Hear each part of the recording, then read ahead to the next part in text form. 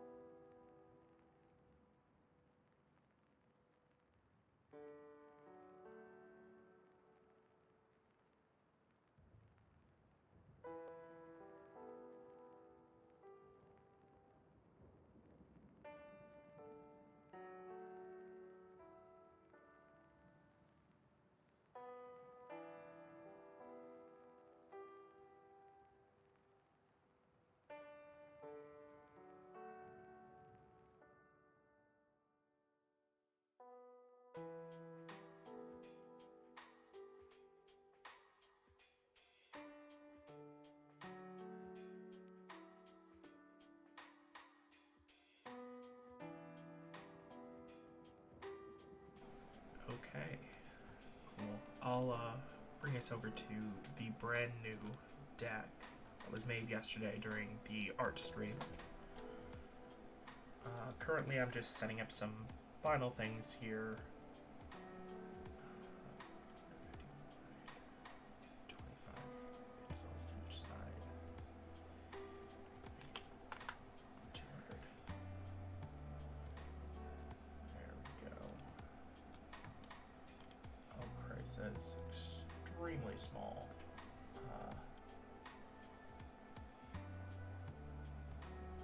Let's... Can I... No. create a whole new thing. No, I'm not gonna save that.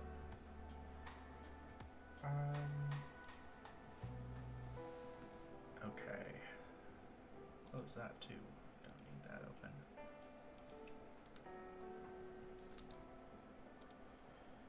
What was this? Let me see your properties. How many pixels are you?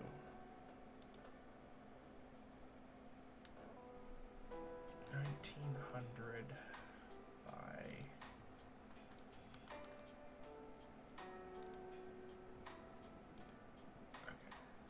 so the width is 1920 by height of 1080. Wonderful.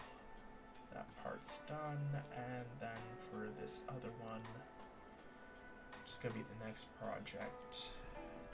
Make each thing at 100 pixels length, so 100, 700 would be total. Let's go 800 tall. And let's go 400 wide for the pixels. Doesn't need to be perfect, but yeah, it should work. Okay, so starting off with the room, I think be a good place to get things all well and good. I hope everyone's having a good day. Aside from being a little tired, I definitely am. But you know, I can work through a bit of being on a slightly lower amount of energy. Going to open that up because this has all the colors that I ever use for Perry, and I need that. Cool. Now that that's all good, I will quickly move every single thing.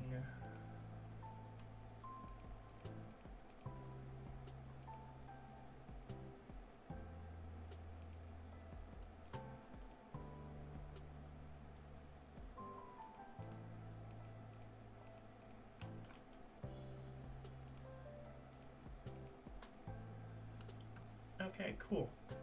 So now I'll switch over. So this is my Perry and his overall art. So let's go with Perry palette. Cool. Yeah, this is everything for his hair, his skin tones, his clothing, even more of his clothing, his eyes, you know, whole bunch of stuff. Technically, you know what, actually, going to open up, which one is Perry full? Nope, that is not full-fledged Perry.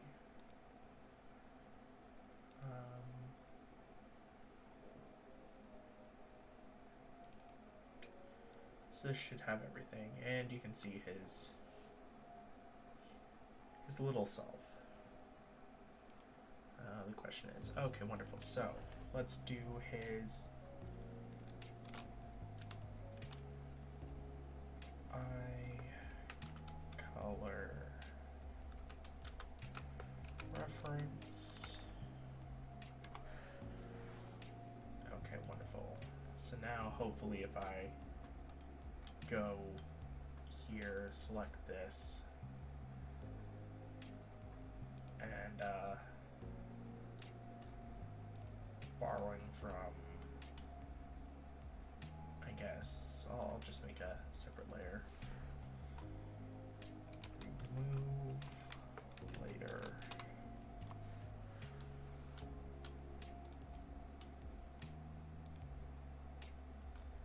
Okay, cool. So this will be color reference for his eyes.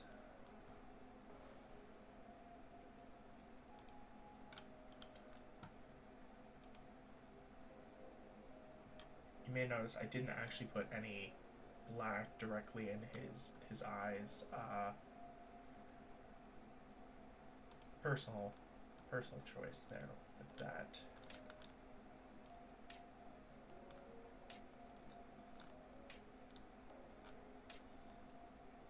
Okay, it's gonna be a bit of back and forth, so bear with me while I get this this portion done. Just that way I can have it be saved and right there where I need it.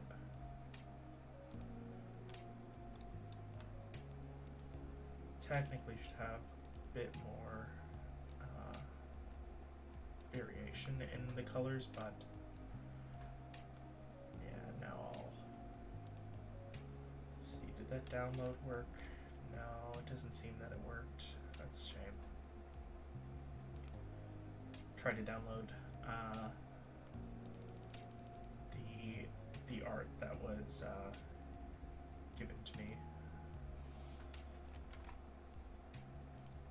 So this is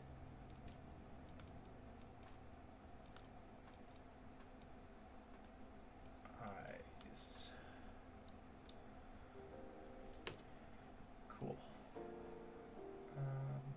Actually, I should just make it pure color reference for everything on the everything to do with the head, since I'm going to do it that way. Head color reference. Cool. There we go. In this case, sticking to my only using one color for the skin. Just because it's actually not even because it's easier. Just because I don't want to do like a full detailed thing. I want to keep it simple, like I have with what I currently have going on, rather than, you know, all of his fanciness going on here with shadows and stuff like that. I did remove his gold little shoulder pieces. I think I'm going to add those back. You know, give him a little bit back to what he had lost. And yeah, his hair.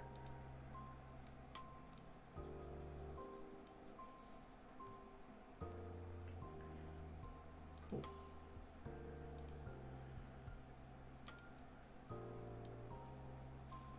Oh, that's not the right one. This one's the right one.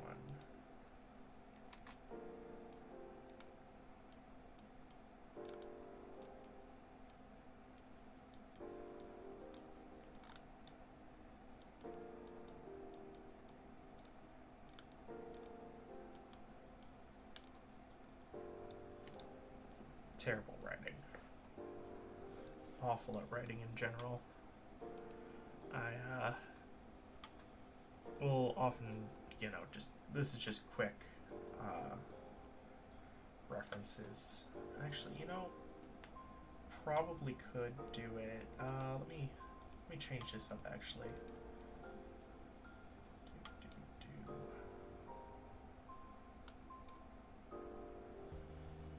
Okay, cool. Now switch this over to, sure this pen will work. E for eye, S for skin, H for hair.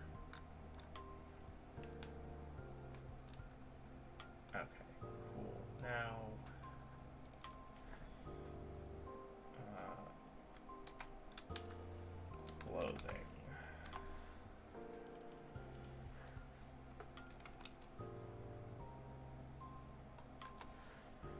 I'm not actually going to be doing parry first, even though it may look like it. I just want to make sure that I have all the core stuff that I need for him.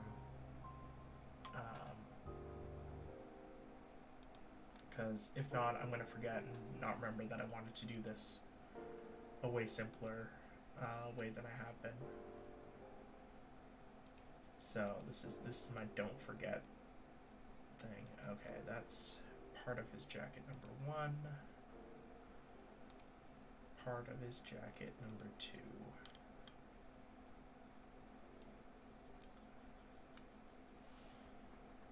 Okay, and now let's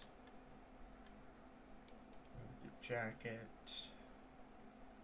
I'm gonna follow the same principles with this one. His vest. Vest lines.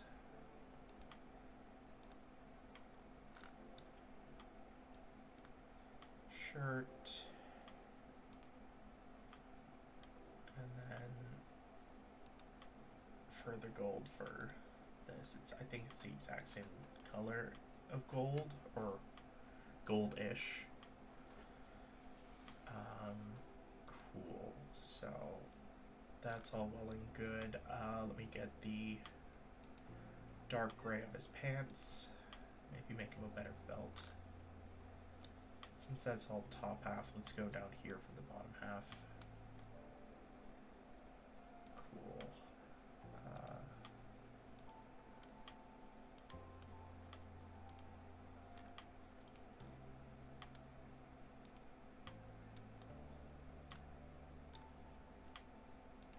Cool. And as for his tattoos, yeah, you know, he doesn't. There's no such thing as, oh god, I gotta remove that chain. Doesn't exist without that. Let me ignore the nipples. Ignore the nipples twitch. They don't exist. Oh god, I gotta add nipples as the nipple color as a thing. Okay, that's his tattoo color.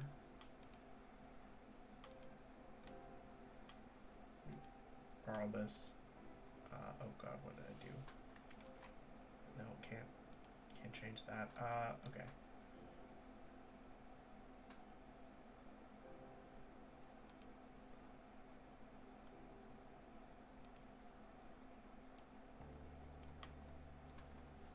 Listen, everyone has nipples, including art.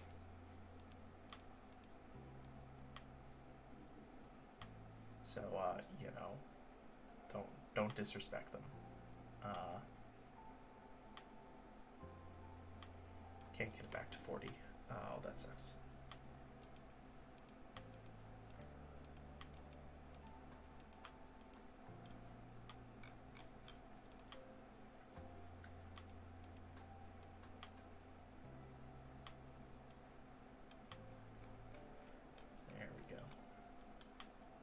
I'm very, very finicky with things, and that is one of those things where I can just spend far too much time focusing on it and not enough on that. This part goes to the tattoo as well.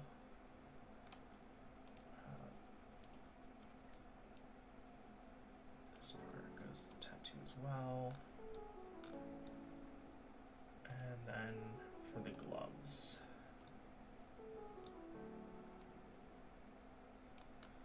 Okay, wonderful, wonderful. That's not the black. This is the black. Okay.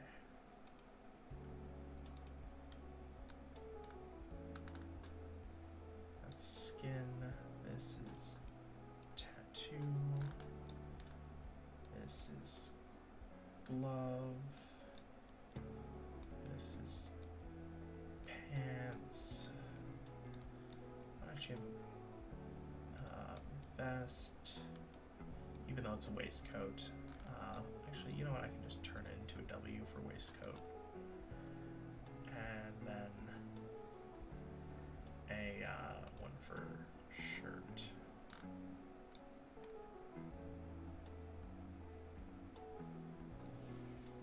Okay.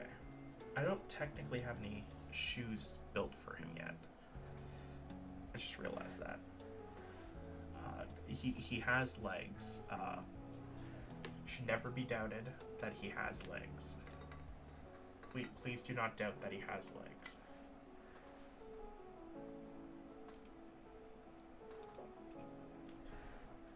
And there. Won't save it, so anything that happened on there will get reverted back to normal. Very good.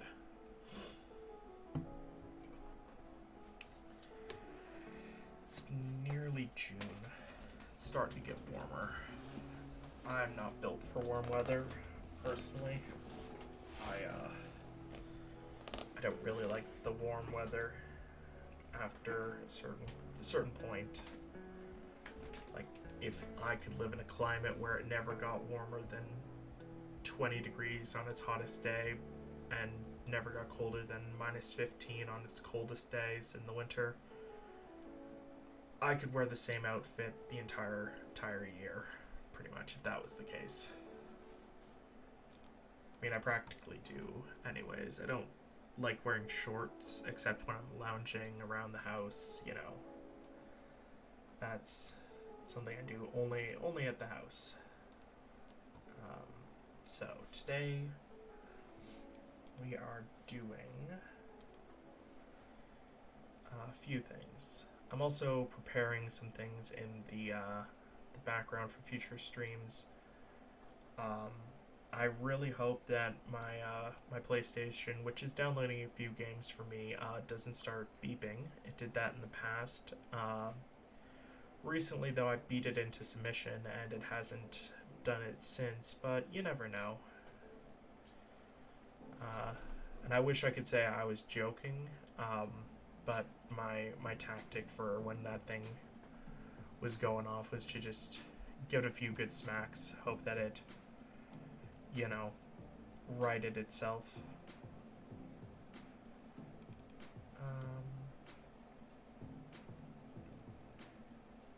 I don't really like that interior. I'm looking at references that I have. I guess I can pull it over to this screen so you guys can see.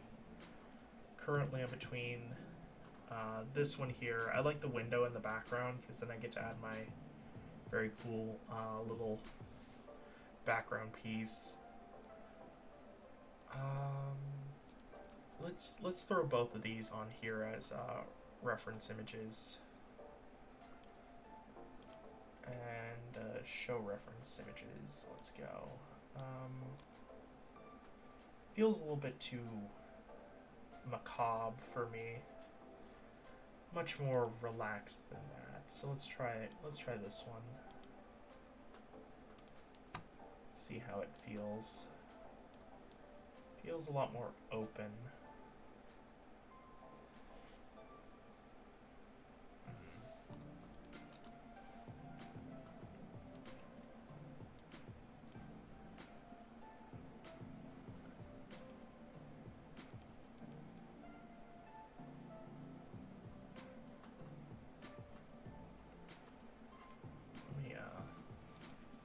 Delete that layer.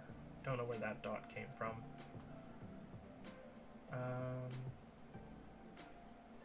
Yeah. Now the last few are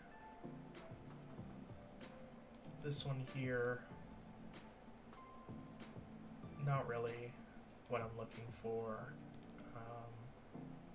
Oh yeah, that opens up over there. It's not really what I'm looking for either. I think I'm going to go with this as the general room layout.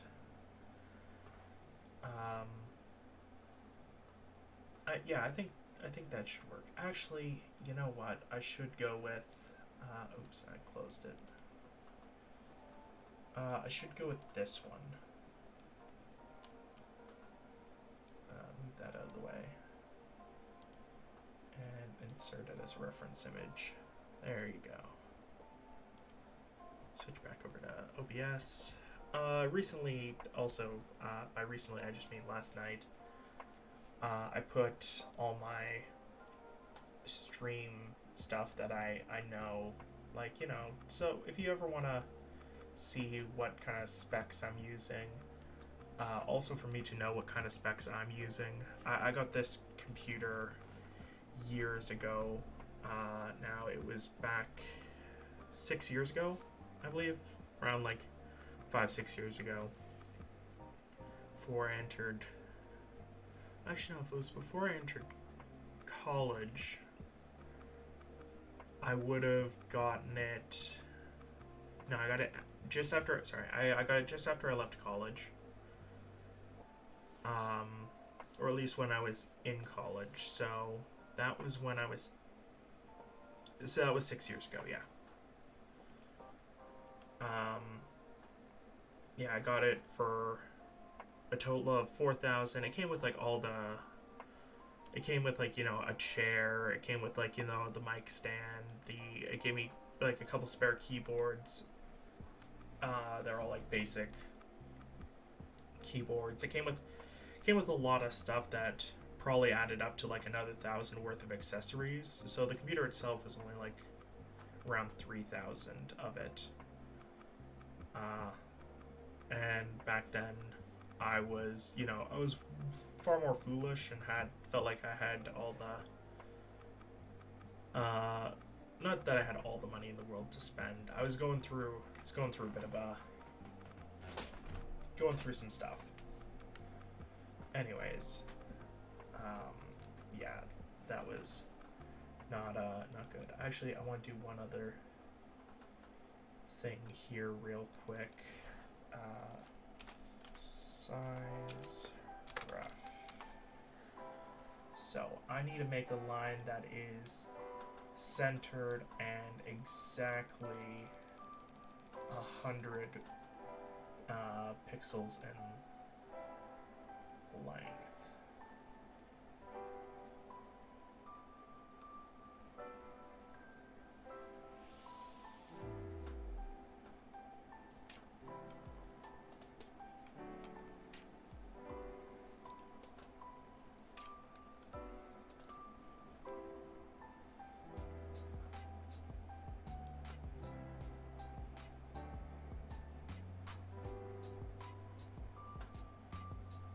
Did I make that too small? That's 100 pixels. That feels small, because technically the rest of the body is 7 of these. So, I mean, it technically will fit, but I feel like... Should I make it bigger? I might make a bigger... file than this. What do I feel is like a good... size visually from the outset?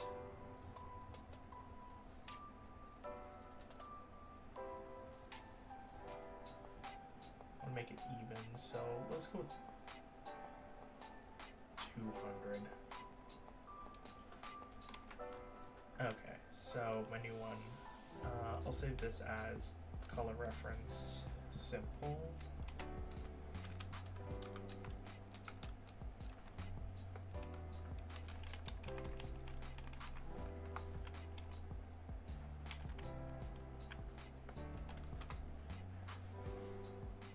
Save this as a PNG for me.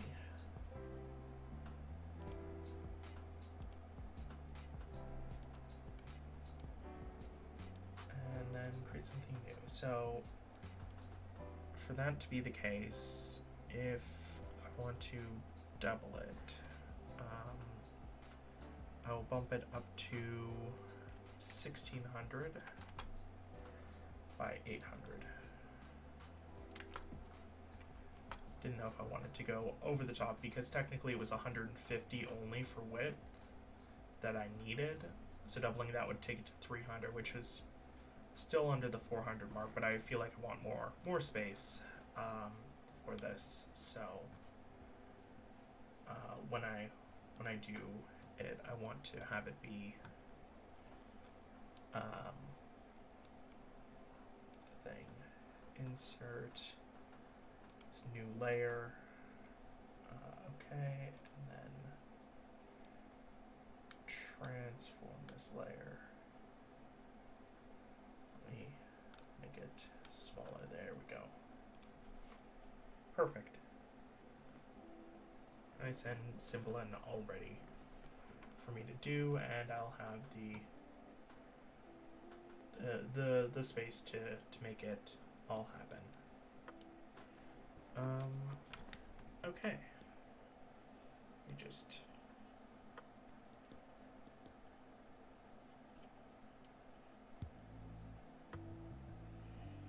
okay, that's an uneven number, which terrible. But I can make do with it. I'm using myself as the proportions for size. So like for me, my head is about 10 inches in, length, and then I did about, it's a little more than 3 for the torso in terms of head lengths, and 3 for the legs. So, it makes it a little bit simpler to measure out the size. And yeah, that brings the total to 74 inches total, or was it 73? Somewhere in between 74 and 73. 1 inch doesn't really change much in this scenario.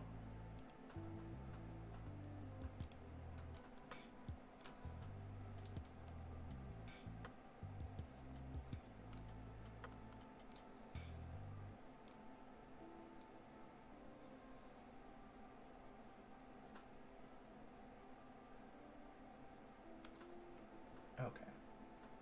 Now, I should not have put that there. Should put it on here.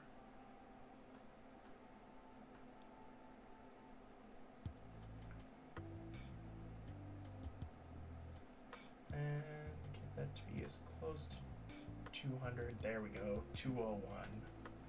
That right there is a awesome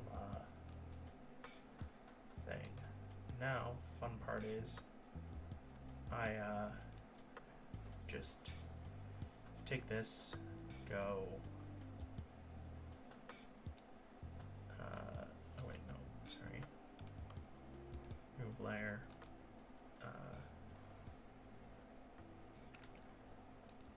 Duplicate, duplicate, duplicate. It's the torso. That's the legs. Okay, cool. And always had legs. Never doubted. Cool. So now I can just move this layer to right there.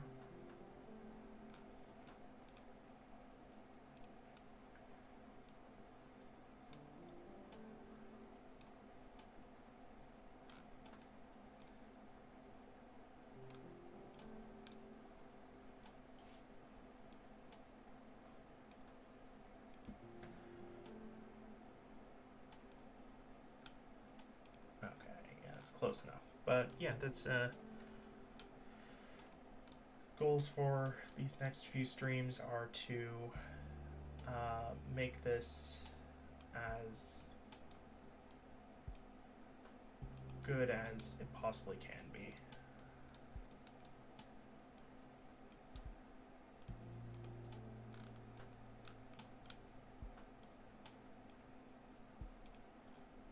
Because I want to put out the best quality of my work to you guys, and doing that, it would require me to, make sure that I oh, sorry, give me 1 second.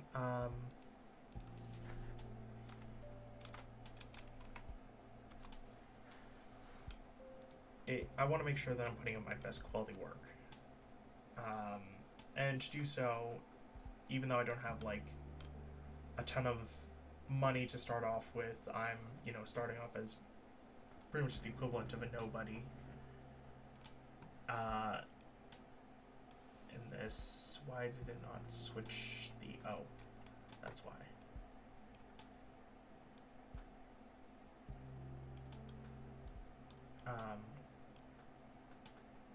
I'm starting off as like a nobody. And, you know, everybody enjoys a good underdog tale most of the time. So, you know, I guess I'm playing into that a little bit, and then also not playing into it because it's, you know, reality at other points.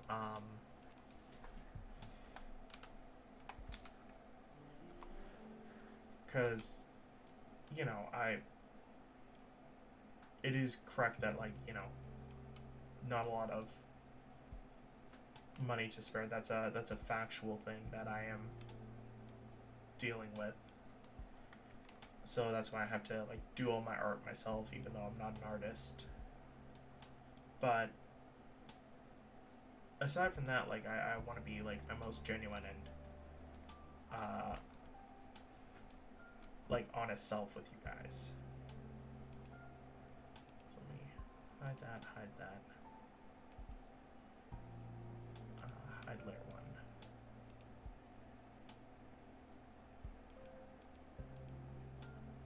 Oh yeah, because it's obviously, it's still going to be there until I move these ones. But yeah, you know, I don't know where my train of thought was. I just lost that immediately. But yeah, you know, it's yeah, underdog story, that whole thing. I'm okay with being the underdog. I find it better in a lot of cases to be underestimated than overachieve than to be overestimated and underachieve. Oh, no, I did that incorrectly. But yeah, like, you know, I won't, like, I guess, apologize for having, you know, bad art, but I want it to be known that, like, a lot of this, like, stuff is not 100% by choice. I'm doing what I can with what I have, and you know, you get to see that live and in person, getting to experience my shortcomings and me just doing my best to provide content, hopefully that you guys will enjoy.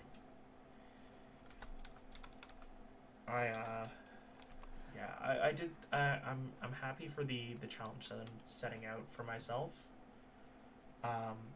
Also, speaking of challenges, based upon a few things, so I'll show it to you guys in a moment, right? Just to, you know, even though, as I said, being honest is the premise of this channel, I'm still going to show it to you, in case you know, doubt me for whatever reason. Cool, that's the body proportions. Equal legs to head to the rest. So I'll start off, you know, with the head, work my way down as I do. But let me pull up something over here on my other monitor. The other thing that came with this was 2 monitors, which is amazing. So I usually do this at the end of every single stream. I'll switch it over to goals so that way there's none of the other stuff that's there, and so that way you guys can see this. I need to zoom in because you absolutely cannot read that without me zooming in. Okay, let's go even bigger. So yeah, you know, this is from my goals thing. And as you can see, I usually update it after the stream because I have 4 out of 500 days streamed here, and I'll add colors to things like, you know, things like this. But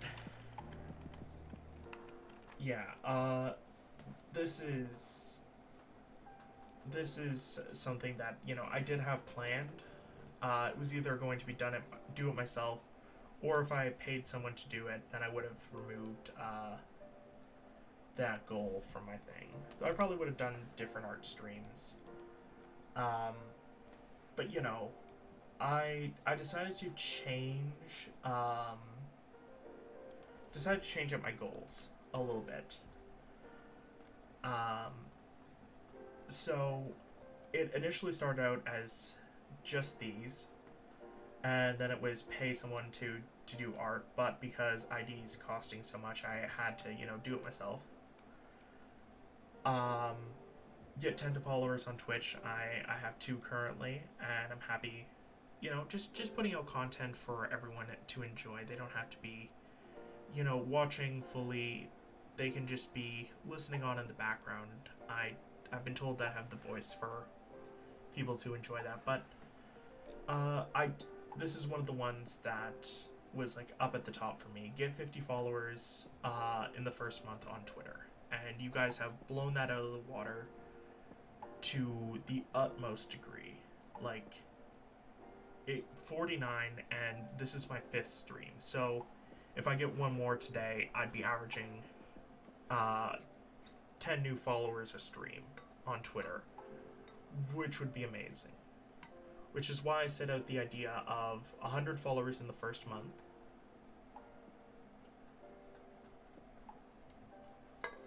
And I decided that if that happens, I want to do something special for you guys, because you've already blasted through one record. So if you blast through another record, I feel obligated to make sure that I do something special. Which is why I set up the idea of a follow-a-thon. Kind of like a subathon, except, it will be with just followers, because I don't want you guys to, send me your money when I'm, only blowing up over on Twitter and all that. That'd be too much if you did that for me. So my plan is that if I have 100 followers by the 22nd of the 22nd of June, which would be 4 weeks after my first debut. Technically, I should end it on the 21st, but I'll keep it at the 22nd. That weekend, the Saturday and the Sunday, my brother is going away for the weekend, to my understanding. And that means that I have free reign of the house, and I could hypothetically do a stream that, starts on Saturday morning or Saturday in the afternoon at 1 p.m. Allow me to get, good sleep Friday evening into Saturday. Oh, sorry, give me one moment. And, so start a stream at 1 p.m. on Saturday and go until 3 a.m. on the Monday. So do, over a day and a half of non-stop streaming, so long as the follows come in, because I want to, make sure that I'm not doing something over the top if you guys don't want to see it. But yeah, so my recommendation would be to, if you want to support me, don't give me follows just yet, because you're probably going to want to save those for the whole follow-a-thon to make me stream extra long, if that's what you want. And have people that share me on Twitter and follow along and see if we make it. I will be making an announcement tweet if that happens. And I realized that I was in the way that entire time, which I apologize for that. I was just motioning to this whole little side of the screen. So yeah. Anyways, let me get some lines working here. for the general layout of this thing. Like, you know, the lines for the walls and the floors and whatnot, all that stuff. Make sure that it's all well and good. And yeah. Okay, so let's go grab some bright green tool options, lower down the opacity to 50 as per always. And now let's do room lines.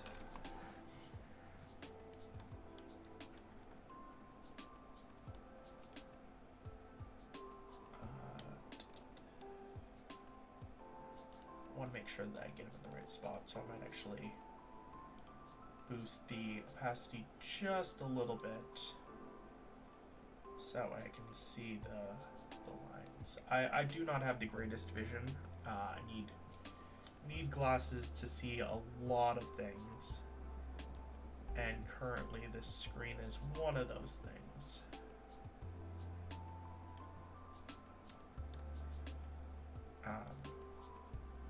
Yeah, I tried to download the extra brushes that my friend from yesterday sent me, but for whatever reason it did not work, which is a great shame because I was looking forward to, you know, testing those out on stream where they were applicable, but in this case I did not get the chance.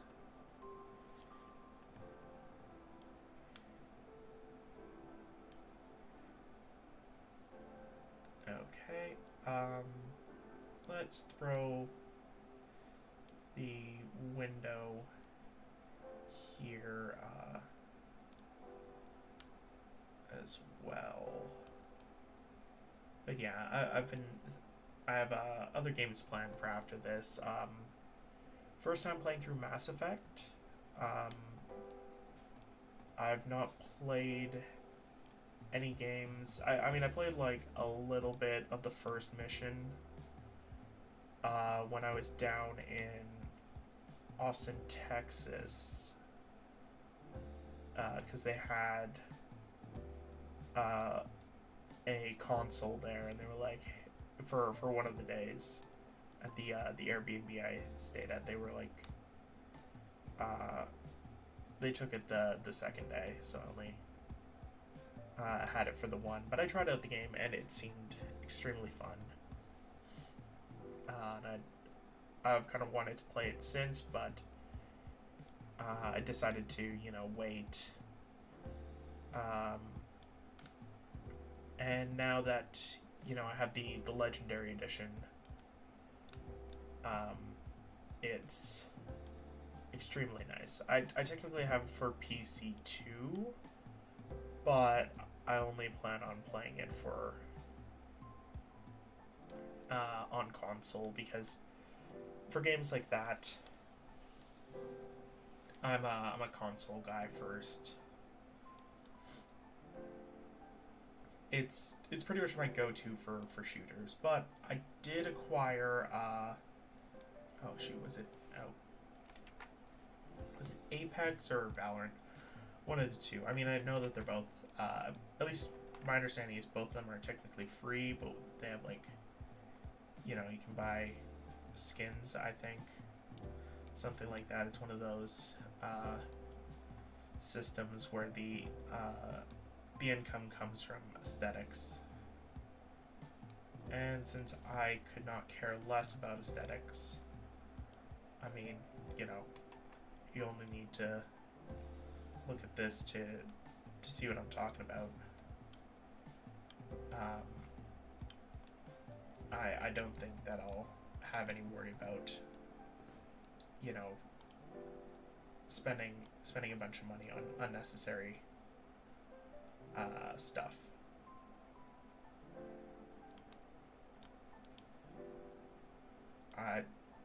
Wouldn't be the first time though, so I gotta be careful. I've had issues with things like that in the past. So I gotta keep myself in check with things, because if I don't, I'll be in an even bigger hole than I currently. Actually, I'm not in a hole right now. I've been keeping myself steady, built up decent credit. That's something good. Okay, so this is the room's general layout. Cool. And I'll make this, like, myself at the desk empty, since that this one will be used for, like, be right back, for starting stream, things where I'm not there yet, and then I'll have a variation where I am there. For those type of things.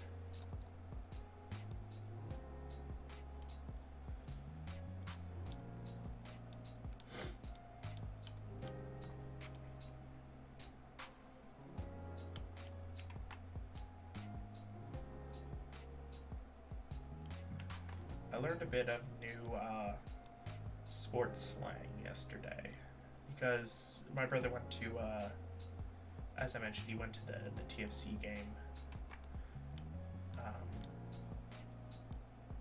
and he mentioned that the goalkeeper for TFC, which I don't know if I've mentioned this before. My brother, when he plays soccer, he is also in the goalkeeper position. That's his specialty. He's he may be undersized, but he makes up for it with heart and the willingness to risk concussion,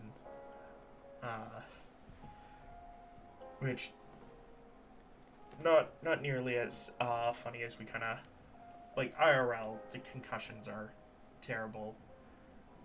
Don't wish them on anybody. But in my brother's case, he's had them before. He plays sports, and he knows the risks when he's playing. He's played football. He's played soccer. He's played it.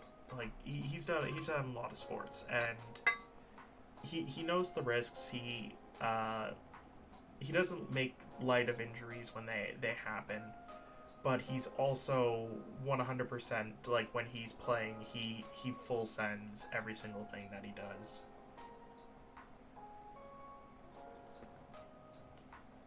Even when it's completely unnecessary.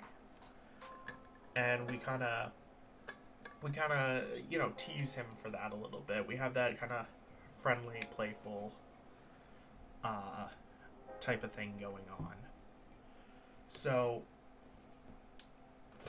it's kind of like when you and your friends have, like, an in-joke about one of the, if one of your friends, like, that you knew suffered, like, a thing where they were okay afterwards, you wait until they're okay, and then you start making fun of them for how dumb they are.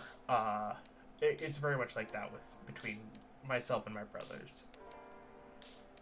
They're the... Man, I was about to make a depressing-ass statement. But truthfully, they are the closest, like, friends I think I've ever had. Which makes sense, but also depressing. Because, you're supposed to have a few more friends than that. Or so you'd hope. So, let's get this flooring in. Ignore the sadness. Two different things. Okay. So let's not go with erase. Let's go with this, and let's bump it up to 20. No, it's too thick. 15. Anyways, so sorry. He was saying that the goalkeeper for TFC, Sean Johnson, I believe the name was on his head, which means that or on his head for the majority of the game, which is, I guess, term for when a goalkeeper is like making crazy saves. Despite doing, I've done. I haven't played like soccer professionally or as like a not professionally. In school, I'm not really a soccer guy. I was really good at baseball before my shoulder, decided to explode and not want to work. Um, I man never made a team because I immediately injured myself. But I could hit that ball. I was, there are some people who have like a specific skill set. At least like, I didn't blow my shoulder out immediately, but at first I only knew how to hit, and I mean I could hit. I mean technically I swung at. I believe my criticism was I swung at everything too much, but I also hit everything. Like I never was struck out by a pitcher in my time playing baseball in school. And I was getting base hits every single chance I was given. So, some people would look at that and say, I can. You gotta have more than just being able to hit. I also had no idea how the game worked. I just knew that I could hit the ball really well. And that's kind of as far as it went for me, early on, at least. And then in once I reached middle school, I continued trying because not one to give up. I took up my hand at pitching, though it was softball, which was very different from baseball, and I had a really weird pitch for baseball, though it tended to work. But anyways, that's how I kind of destroyed my shoulder. Was my pitching style was extremely weird and hard on the shoulder. Plus, I was pulling double duty hitting, and I just ruined myself that way. Had I, picked one or the other, I probably could have done a bit more. But that's pretty much the story of how I ruined my shoulder, and I'm never going to be able to how I kept myself from being able to play. Because man, I even in middle school, and I think I try out in grade 9 of high school. I think I tried out in grade 9 of high school. The only thing that I could guarantee was when I went up to bat, that ball was going into the outfield. I didn't have home run power. I had getting on base power. That, like, I knew how to hit the ball, to put it perfectly just over the heads of some of the infielders, but have it drop short for the outfielders, or put it, like, in gaps. But, man, that was, that's an opportunity that I kind of missed out on, which, bit of a shame, but not much that can be done in my case. Oh, man. Okay, let me add a separate layer here real quick. Yeah. I really, I used to be big into certain sports. Hockey, I was kind of forced into hockey by my dad. He is, a hockey... I don't want to say mega fan. He's a guy who watches hockey whenever it comes on, but he could not tell you a lick of information about players or anything like that. He was just like, he watched the game, enjoyed the game, but didn't really look any deeper into it. He could not tell you like stats or anything like that, which, you know, that's perfectly fine. That's it's, you know, completely normal level of understanding about the sport. But he kind of got myself and my brothers into into hockey, specifically, like, you know, Canadian street hockey. We were playing with the older kids. I got saddled with goalkeeper whenever we weren't playing with older kids because I was the biggest body. And even though my dad was there, but he didn't want to play goalkeeper because he's like, you know, he wants to run around, do all the fun stuff, and then saddle me with goalkeeper, and I'm not good at that because I have a substantial fear of being hit in the face. We had masks. I couldn't wear them because I couldn't see out of them. I also just had a fear of being hit in general. So I kind of gave up on goalkeeping because I, you know, fear. I'm a scared kid trying to just. Oh, I forgot. I gotta switch that. You know, I wasn't built for taking hits. I am better at it.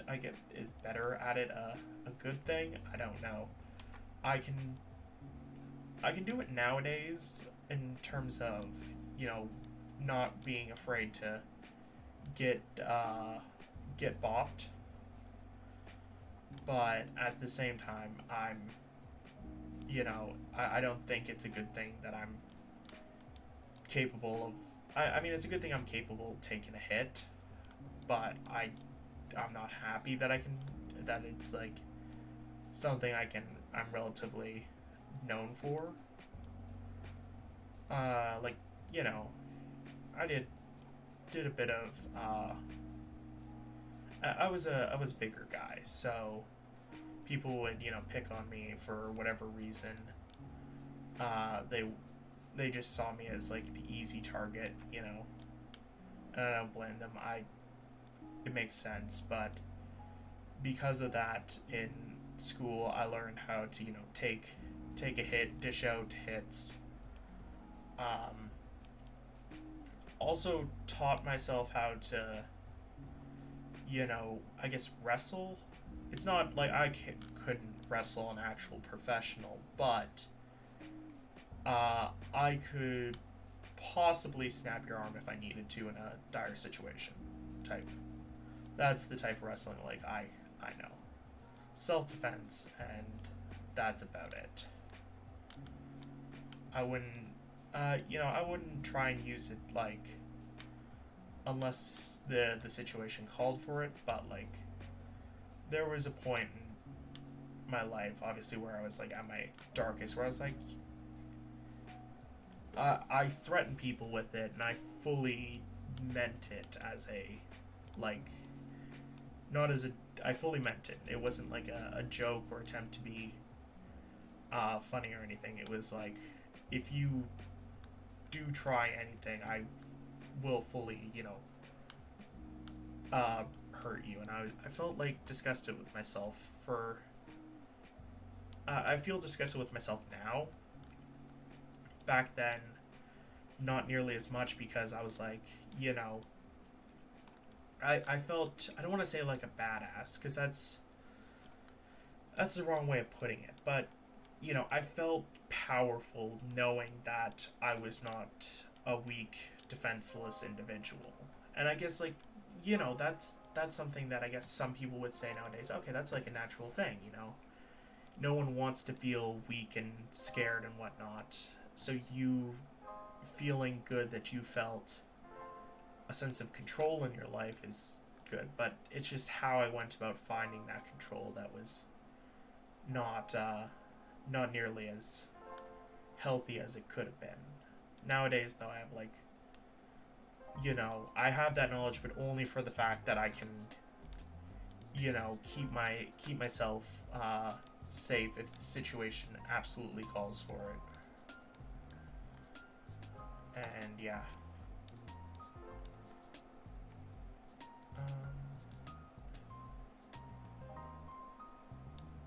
One, two, three, four. 1, 2, 3,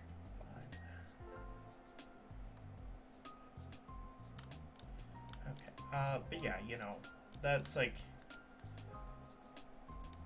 Then again, it's like comparing you to yourself, like, like that's a decade ago almost. Actually, a little bit less than that. But like, trying to compare yourself to who you once were, if you don't like who you were in the past, it's either a good thing and it means you've grown as a person, or depending upon like what the kind of person was, especially like if you're someone who, like me, went from being like angry and aggressive to more calm and mellow, and you see yourself now as like the better version, then you definitely made like the right decision in changing your life for the better. Whereas if you're, the reverse happened and you're disgusted with yourself for being so weak and pathetic, and now you're aggressive and something like that, I guess there's a difference. And maybe if it's in the right context, it's not a bad thing, but you gotta context is everything. So don't forget to, I guess, check yourself from time to time. Don't be afraid to look yourself in the face and be like, I'm a better person now, and I should be proud of myself, or I need to work on myself, become a better person for not just me but those around me. And that's something that I've tried to do as I've gotten older. I mean, by no means am I an expert. I'm a 24-year-old. I have not lived nearly enough of my life.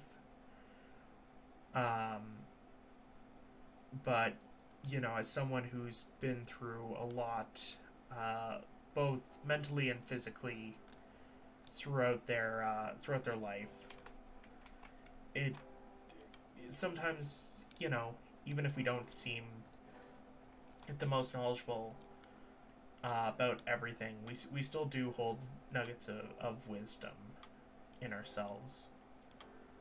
And I don't know what group I'm referring to when I say that. I'm just trying to make myself sound smarter, because I feel, I guess, how should I put this? I feel wise beyond my years, I guess, is the term that is commonly used in this this scenario. I've went through enough that it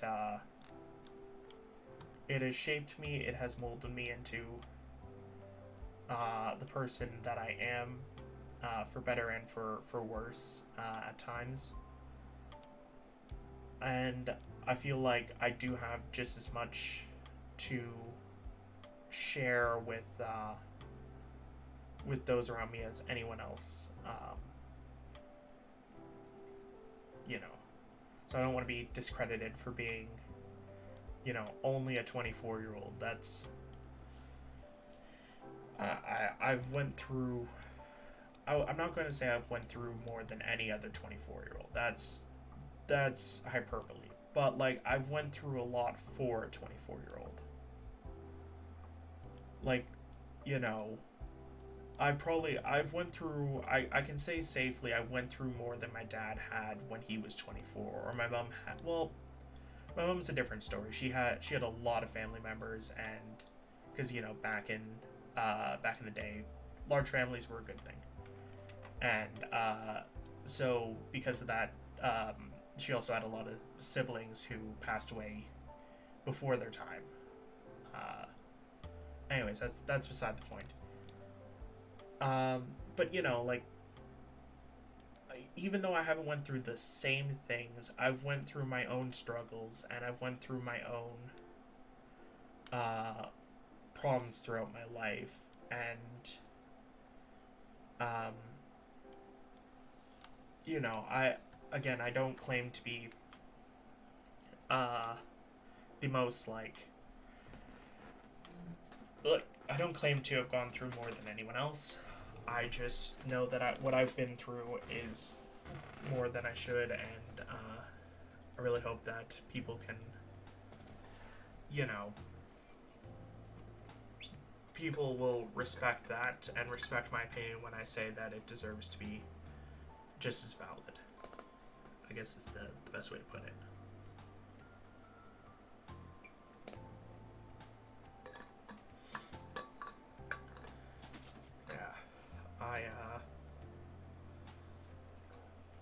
I guess I'm content with everything that I've been through because it's made me who I am. And would I change it? Possibly, maybe. It it wasn't easy to make it here today to where I am, and even though where I am is absolutely nowhere, it's still that doesn't change anything.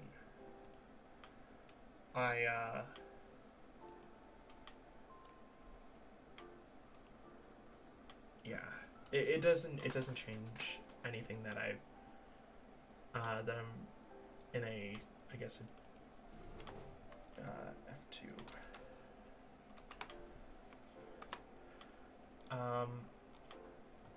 Sorry.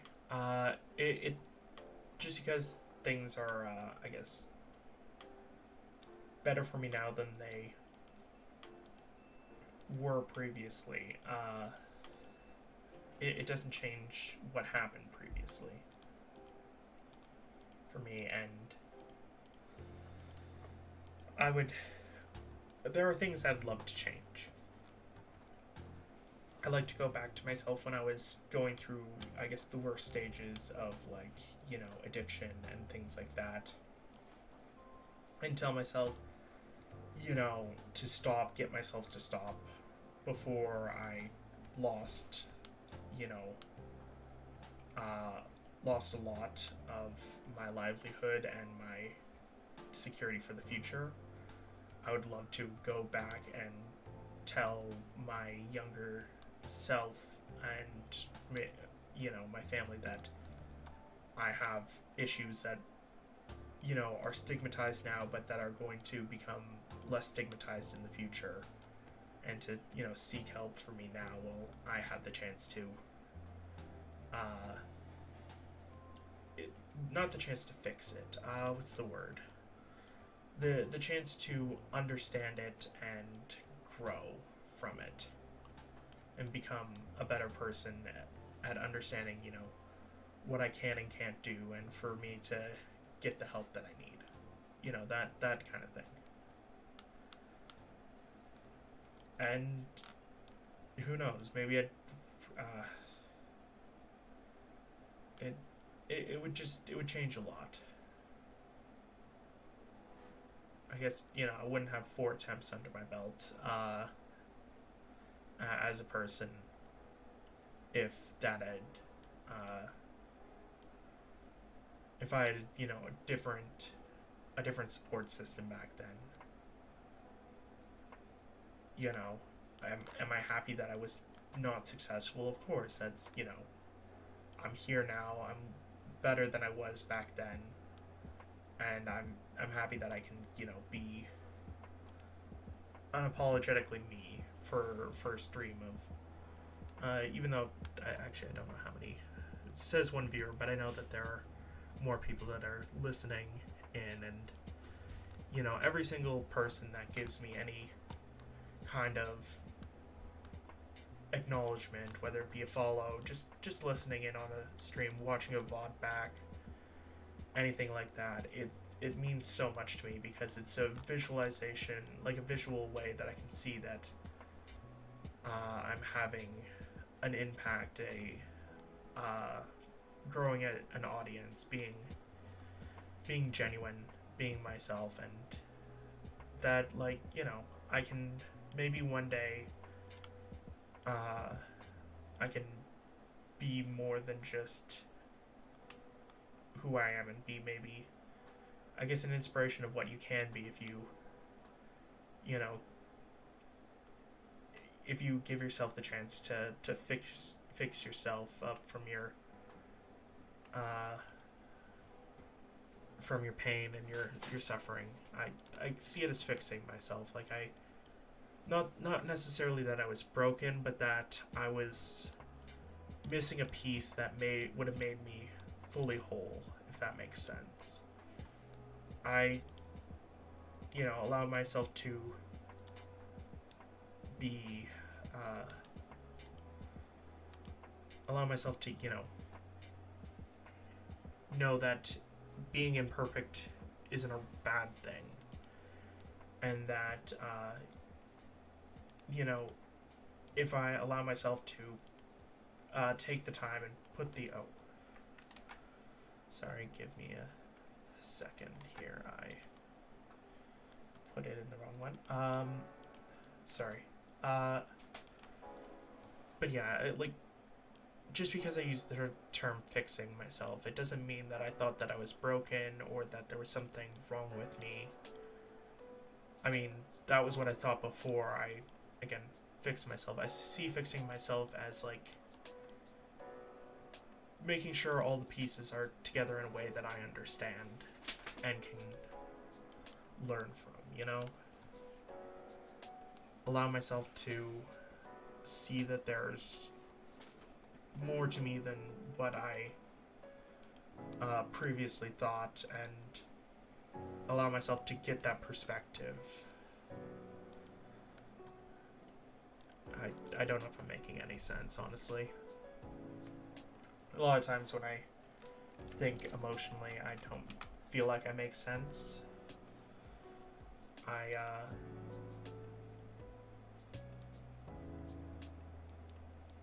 I think that's kind of the purpose of emotion, though. You're not fully meant to make sense. You're supposed to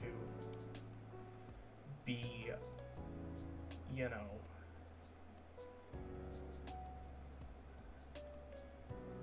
emotion is like, how do I put it?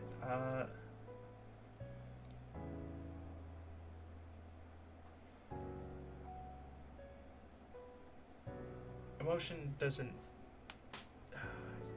I guess the statement emotion clouds judgment is true, right? And in my case, I'm pretty much, when I'm being, I guess, emotional like this, oh wait, that should go above it. There we go. That's better. Nope. But yeah, I may not make sense at all when I'm being, I guess, emotionally vulnerable and stuff like that, but I guess it makes sense to me to some extent, which is why I'm okay with, like, talking about it, because I mean, everybody's different, obviously. Oh, on the wrong layer again. There we go. Everyone's different. I understand that, and what the heck is this? That is the wrong stamp. Sorry. Allow me to refocus myself for a moment here.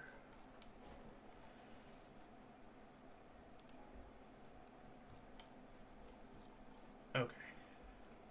So, yes, just because I say that I fix myself doesn't inherently mean that I thought I was broken. It's just like, a puzzle's only complete once you have all the pieces, and I needed time to find those pieces before I could really pass any kind of judgment. That was what I was going for. And I feel like once you find the pieces that you need, you'll be able to look back and hopefully understand what I meant by all this. If not, I'm sorry for rambling. It's kind of what I have been doing over the past few days. I've sticking to my daily streaming. As promised, I promised that I would keep up with daily streaming so that way I could, it's just as much for me as it is for you guys, because it gives me something to look forward to each day, to look forward to and do. Allows me to have some kind of activity that I can partake in and not feel as much like guilt as just sitting here playing video games. Also, it's helped me like come out of my shell a bit. I'm an extremely introverted individual, not just because I'm messed up, but that's part of it. I'm not perfect. I've a lot of problems that take hold of my daily life, but that I choose to not let that define me. For example, I'm trying to not let that define me. I have been letting it define me though recently. That's a problem I've been dealing with. You shouldn't let yourself you shouldn't let your issues define you, but I definitely 100% do, and that again, not perfect. I really shouldn't be doing that. I should be better than this, I guess is the best way to put it. But I'm not allowing myself to be better than this.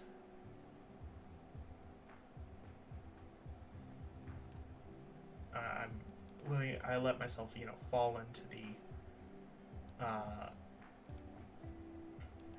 I let myself fall into the trap of finding it easier to make excuses for being like, oh, I don't have a lot of friends because I'm not a person that people like. But clearly people like me enough to give me 50 followers on Twitter. That's clearly been a lie that I've been telling myself, I gotta,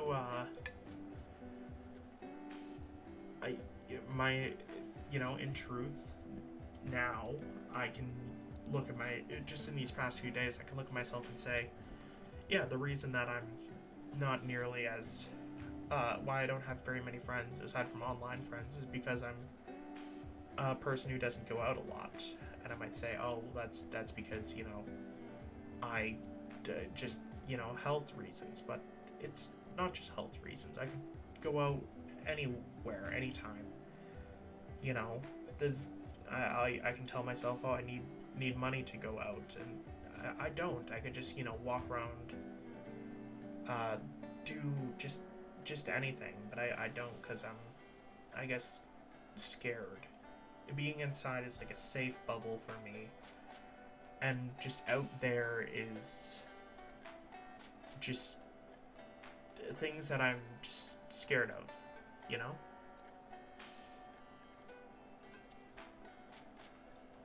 I find streaming to be extremely therapeutic in that way, because I can think more than I think now.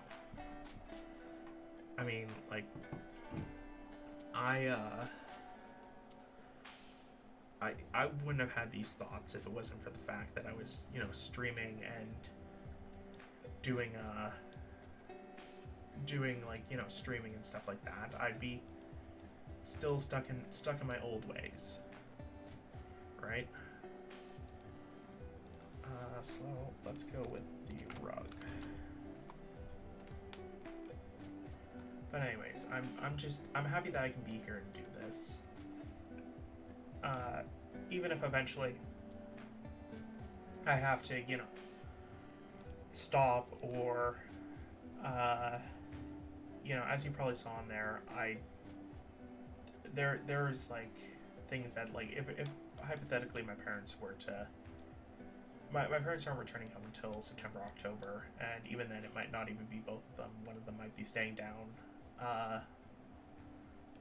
staying where they are down in the East Coast, for, it's where they kind of, it's their retirement goal, is to be there, because they're tired of the city life, and I don't blame them. City life is, man, I don't, the only reason I don't vibe with being in the country personally is just because I can't do it, because I can't drive, and that's something that I can't do because I do not trust myself to drive. I have extreme anxiety when the idea of driving comes up, it affects me so immensely, and I forgot to mute my notifications, so you probably just heard my notifications. Got a D&D group notification. But yeah, like, I can't drive. I could, but I can't at the same time. I mean, I feel like, I shouldn't in general, because I have bad vision, I have poor attentiveness,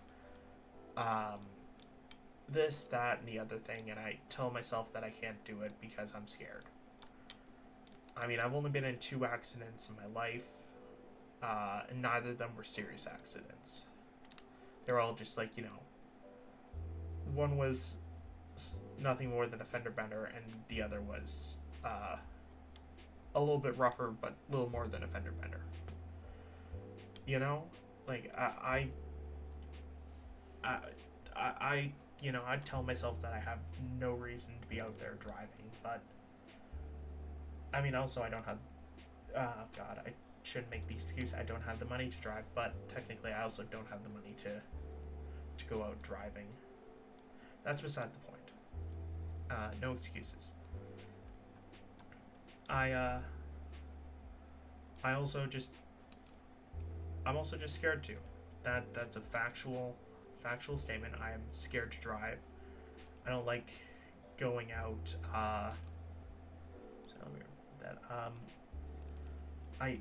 I'm scared to be there. When you're driving, a lot of control is taken away from you. Because even if you do every single thing right, you can still get into an accident. And every single accident that me or anyone in my family's been in has been not their fault. It's all been faults of other people, like, and it scares me that that's a thing. You can do every single thing right and still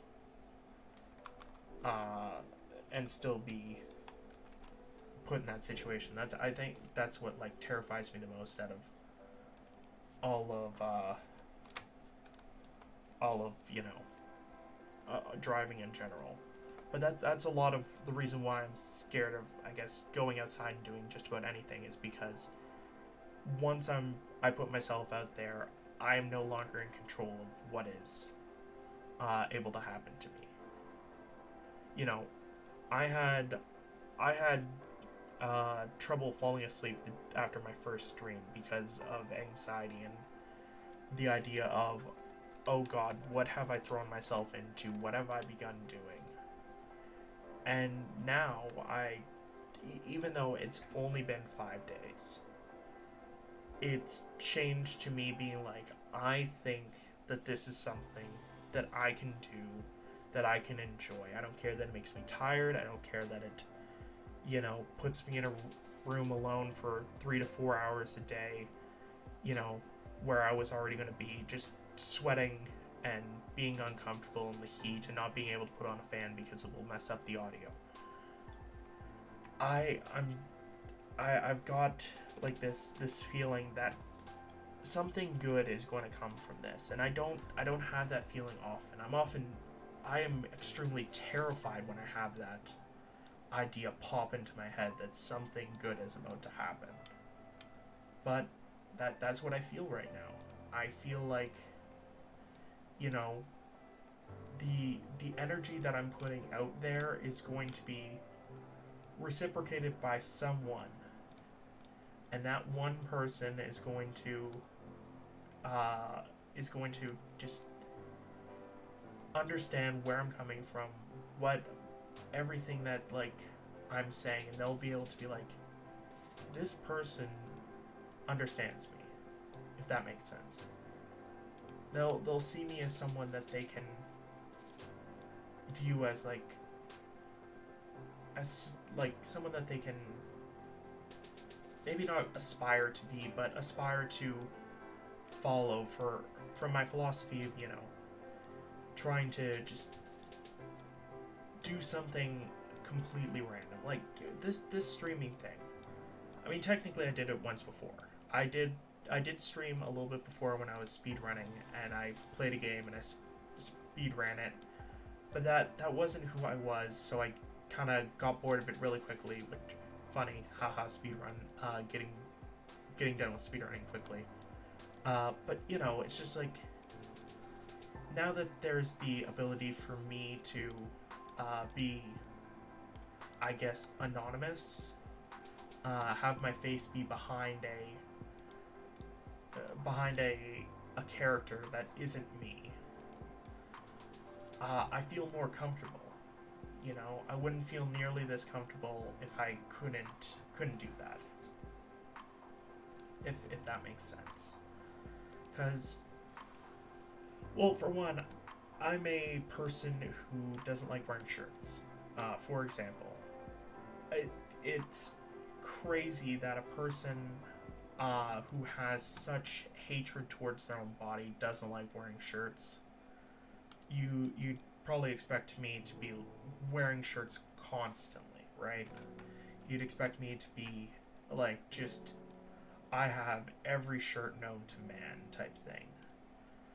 But I don't like wearing them just because, for me, how my body distributes temperature, it makes me feel extremely uncomfortable, and so because of that, I don't wear shirts.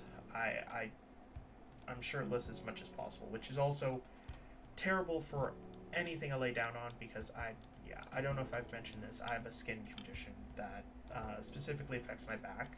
Well, actually, it affects my back and a little bit of my like upper thigh region for explanation, and it causes me to have these what at best can be called like blisters, I guess, but they're just not full of anything, they're just blood. And because of that, anytime I lay down on any single thing, there is a 25% chance that my back is going to decide to want to break free, like that one song, and I end up having to, you know, do laundry and worry about the fact that I just bled over everything, even though I didn't intend to. You know, that makes me feel terrible about myself, because I don't want to be bleeding all over everything. It's disgusting, and I don't like the sight of blood. But it's something that I have to deal with because of my body and how it is, and it's, yeah. Sorry, random tangent about my body and how much I dislike my body. But anyways, I'm shirtless because, one, I don't want to ruin my shirts. My shirts are wholly reliant on the fact that I do not wear them when I'm wear them while I have that risk of making everything all messy and stuff. But the other thing is, let me get these colors right.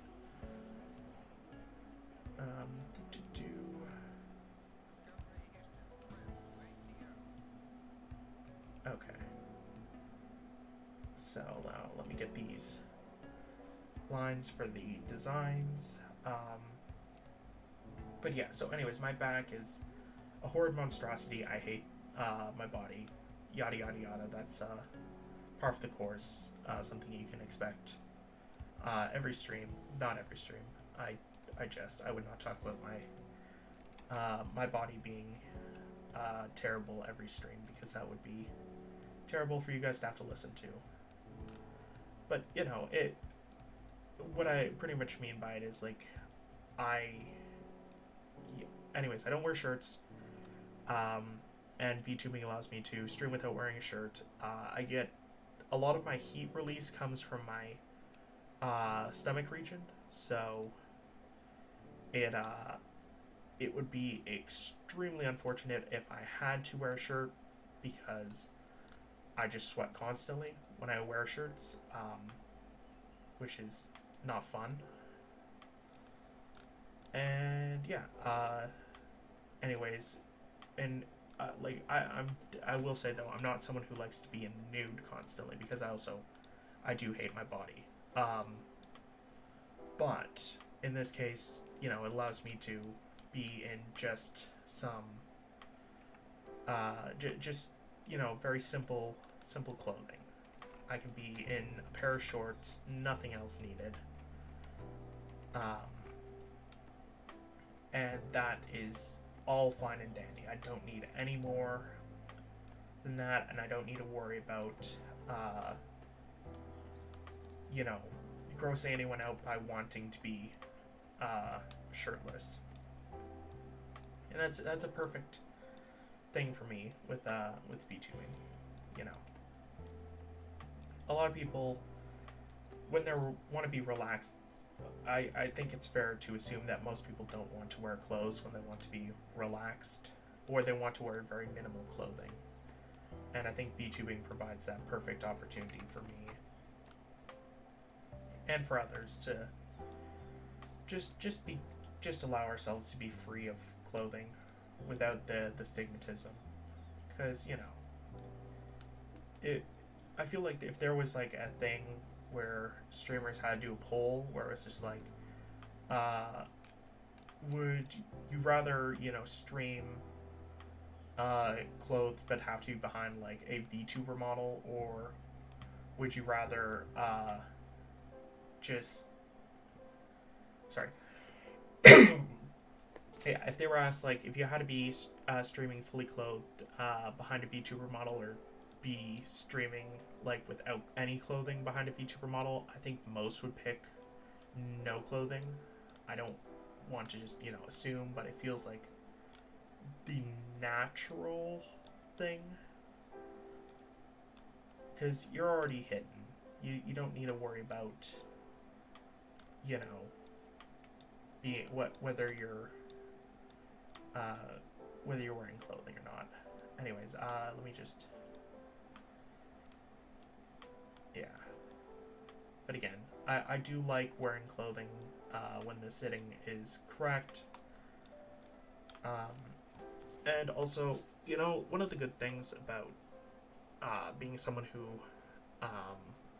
I joke about this, someone who's, who is more like, who gets warm just from their, a general part of their body. Like in my case, my warmth comes from my torso, stomach area. Is I am an amazing space heater during the winter. And people are like, you know, I told one person that, and when I was like, you know, just talking with them in a general, we were on like a 18 plus thing. That's where I met the one guy that I ghosted and feel terrible about ghosting. That's beside the point.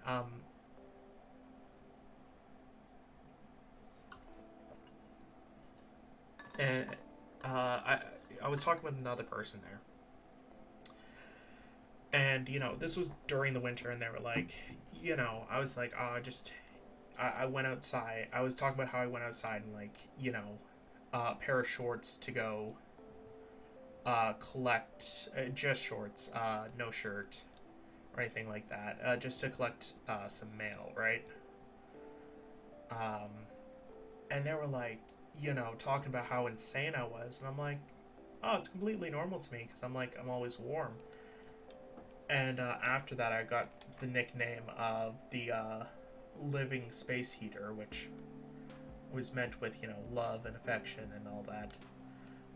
And uh, after that moment of that, I kind of played into it a bit, and then other people got involved in the thing, and they were taking it more sexually than jokingly. And like that was like the first time in recent memory that I was like genuinely flirted with over something that I dislike about myself. The fact that I'm too warm, so I always have to, not wear shirts. I don't like not wearing a shirt. I wish I could wear shirts more regularly, but I'd also need like air conditioning constantly, and I don't want that because it's cheaper for me to not wear a shirt than it is for me to turn on the air conditioning, for example. I should stop tracing. I only wanted the general layout of this thing. Sorry, but yeah, it was like that was kind of a wake up call that people can find something that you don't like about yourself extremely attractive. That was like a recent thing too. It's more useful during the winter than during the summer, 100%. Because during the summer I'm just a hot mess, and not hot in the attractive way, hot in the I am boiling myself alive in my own skin kind of way, just from existing. It's terrible. But it made me feel happy, and I don't think I would have felt happy about it, like, if it had happened like any more in the past. If someone had told me that they found me attractive because of just how physically hot, how do I describe it? How temperature-wise, how hot my body was able of maintaining. The only people who had said that to me before were, when I used to go to a church nearby, and before I kind of became agnostic and decided that there's too many potential gods for me to pick one and be fully confident in that one. So I'm going to just choose to believe that if there is a god, that it could be any of the gods that exist, and that even if there isn't one, that's okay for me.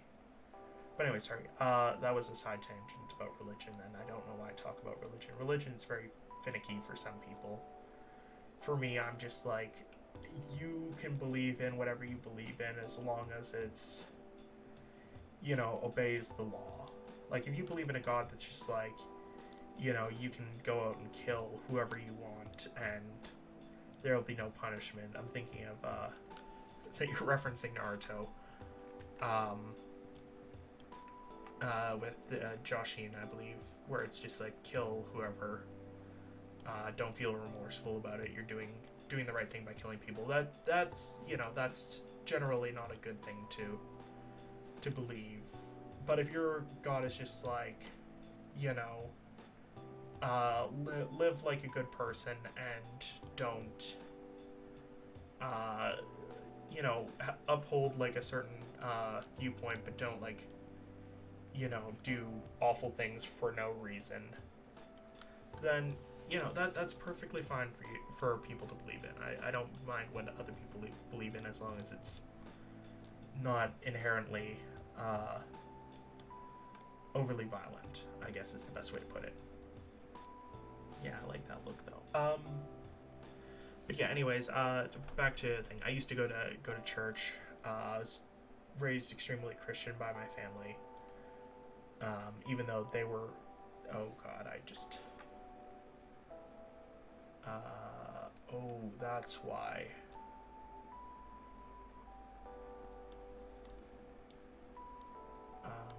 Okay, so I'm gonna have to do some fun stuff here in a moment.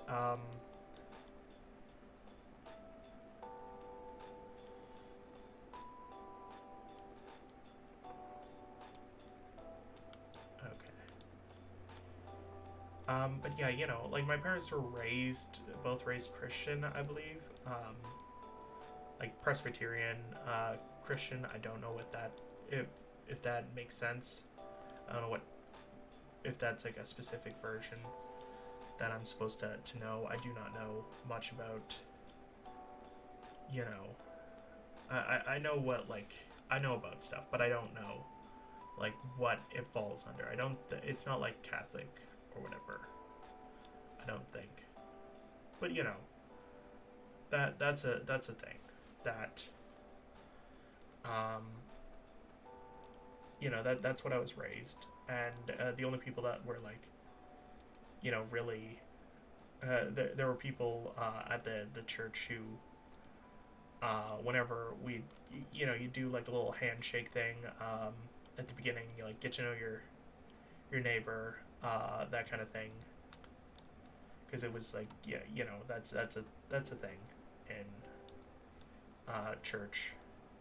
That was like what we were kind of taught to do. We were told to, like, and a lot of the time the elderly folks were like, "Man, you got really warm." Not man, they were just like, "You have really warm hands for someone who's walked here in the cold." And I was like, "Oh, thank you." That's it was something that, like, I was told because I had, again, very warm hands, even though I walked through the cold to get to church a lot of times because uh, you know dad worked, mom worked in the night, so it was just like me and my brothers going to church. Uh, Not treating it like a daycare. We were very polite when we were in church, but I wouldn't consider myself. I don't think my brothers or I are. Well, actually, I can't speak for them, obviously. Like, none of us have went to church in recent years, but it's not impossible for you to be religious and not go to church. That's the thing that some people do, and I won't, like, be upset with my brothers if they're just like, oh yeah, I'm religious, because that's their deal, even if it's not mine. I don't couldn't care. That's I can't say I couldn't care. That's like I wouldn't care if they were to come to me and be like, no, that sounds bad. Like, I don't care about them. It wouldn't affect me. Is a better way of putting it. If they were like, I've decided that I'm going to be devoting myself to more religious beliefs, and I'd be like, okay, that's cool. You do you. Not my thing, but it's cool.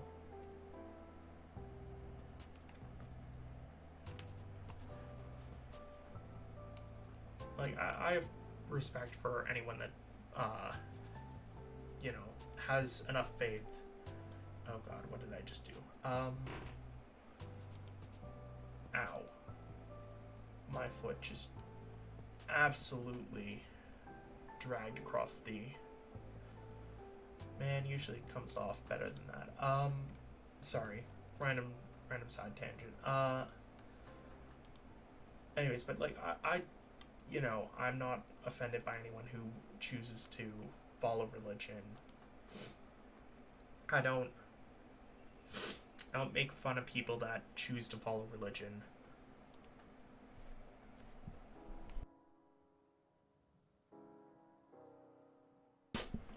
One of my, I guess one of my the people I play a lot of D&D, or at least I used to play a lot more D&D, I should say, than I do now. But I used to play with this group, and one of the people in the group was he still is a religious individual, and I don't like, he understands that not everyone's religious. He's respectful about it. He doesn't try to push his religion onto anyone.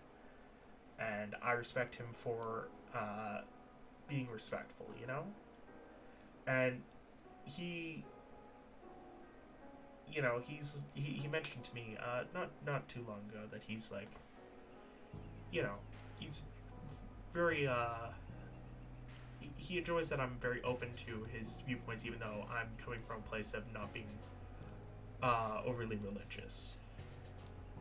You know, and it's about a personal matter, so I won't go into it any further than that. But you know, like, you don't have to be overly religious to be okay with people who are religious, and yeah, I'm just happy that like there are people like him who respect that people that some people don't want to be religious, but and I like to show that, you know, despite not being religious, um, that you know, I'm still fully in support of him as a person. I do not disparage him because he chooses to believe, you know, in religion. It's just not me as a person. Not everyone's gonna like what.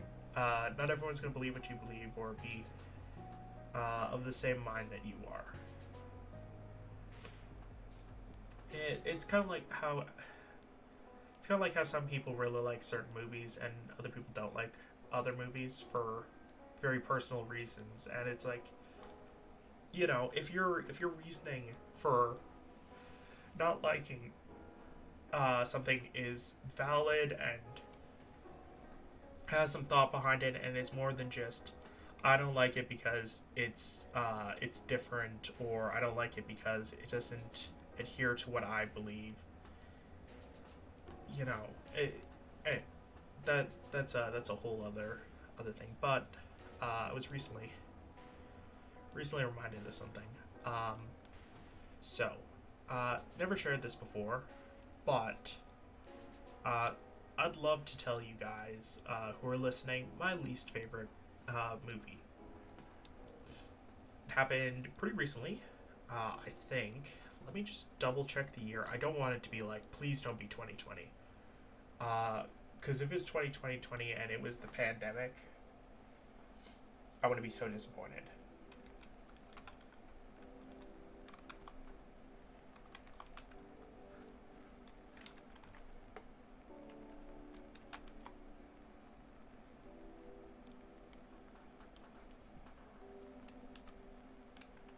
Oh god, it came out in 2022.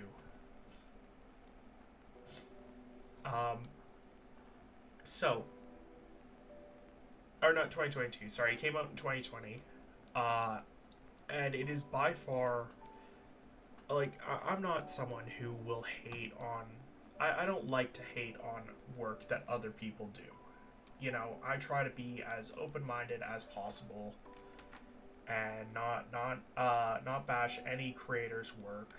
Every creator does their own work, and they do certain things better than other people do certain things. You know, can't hate on them for what they do. Artemis Fowl, the movie that came out in 2020, is the worst adaptation I've ever been privy to. I despise it with all my being. Man, don't get me started. Like, I read through every single book. I read through all the comics. I loved it when I was growing up. And it's like they just took everything that was unique and just destroyed it. I have no problem with the acting, you know, to for the most part. From what I can remember, I've blotted a lot of it out of my memory. But like, there were such key things that were intrinsic to certain character storylines that were completely wiped out. You know? Like, the fact that, like, they're the whole reason that, like, in the book, if I'm fully remembering this correctly, I haven't read the books in a couple years, So I may be remembering one or two things completely wrong. But if I remember correctly, Holly Short, who is one of the, I guess I'll call her like the female lead in the book. Her whole thing is that she's the only female member of the police force, and it's a triumph, and it's meant to be like this triumphant moment for her. Like a lot of times you're it's meant to be like treating her with like a, you know, she's overcoming the odds in a male dominated industry. And I feel like because that like that feels like a perfectly good storyline to have in modern day. Like, you know, it would be beloved by a many for not only keeping to the original's story, but also, you know, it modern, you know, modern feminists would be like, yes, this is, you know, this is for us. Even though I don't really like modern feminism if it's a certain type, because certain modern feminism is like, it's less about feminism and more about misandry, and I don't like that. But, you know, if feminism is like, you know, about women being equal and women having the same rights and being treated the same, fully on board with that. But when it starts to get into the point where they're like, you know, putting men down for simply being men, it's not really, it rubs me the wrong way. Because, like, you know, everyone's got their own things. But, like, you know, equality, perfectly okay with. But when you're aiming for that, like, you know, being superior to men, just because you, of certain things that happened in the past, it's a little bit unbecoming. Because that's just recreating a cycle that we want to break in the first place. And I feel like there's better ways to go about it. But anyways, it's not the point. Having a female character be the only female character in the, at least in the early portion. I wouldn't have cared if they brought more in the second, and if they made a second. They shouldn't. If they had, like, you know, in the first, made her this heroic figure of, you know, women becoming powerful and being able to hold their own in a male-dominated workspace. And then in the second, they brought in new females who were trainees and looked up to her and were like, because of her actions in the first movie, us females feel like we can, you know, be on the same tier as men, and we can work in this industry and be, you know, just as powerful. I would have been perfectly fine with that. Because it keeps true to the original. It's still, you know, it becomes a natural progression into having more females in the industry. Everything is fine. You know? But they remove that. And it feels like it just takes the wind out of her sails.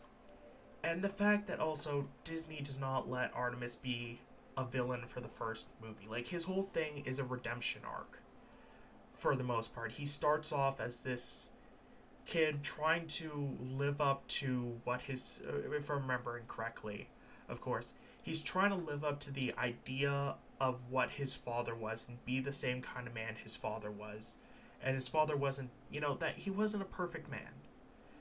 And he does these things where he's doing them from a place of, you know, wanting, you know, a bunch of, he wants to, you know, he wants to just, if I'm remembering correctly, he wants to become just like his father because he views his father as a great man.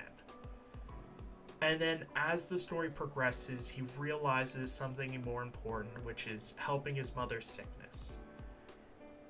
And deciding that her happiness is more important than anything, because it's what his father would have wanted.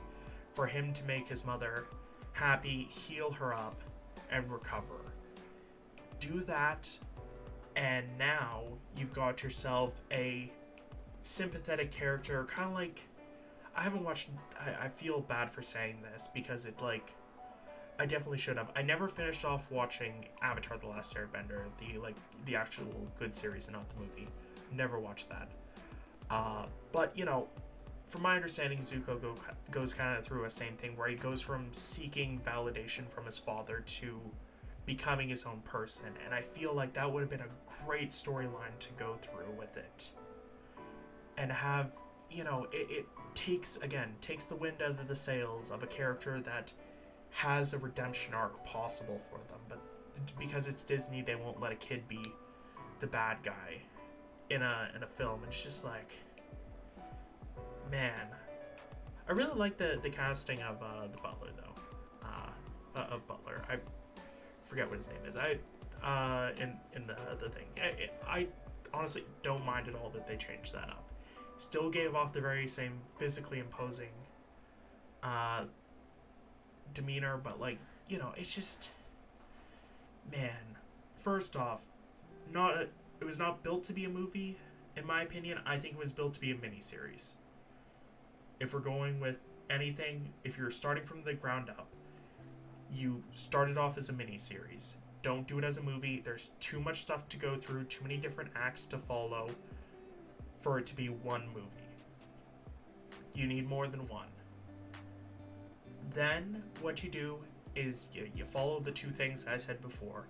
Make Holly the only person for the first... You make the first season the first book. People will watch that, watch the character growth, watch everything go down, get to see the cunning and the genius of Artemis, get to see the politics and everything. Just you had so much potential in a great piece of work, and you squandered it. And it's just like, oh, it hurts. It hurts me, genuinely, as someone who loves it. Like, honestly, if I could have, it's something where I'd love to, have it be redone in the future.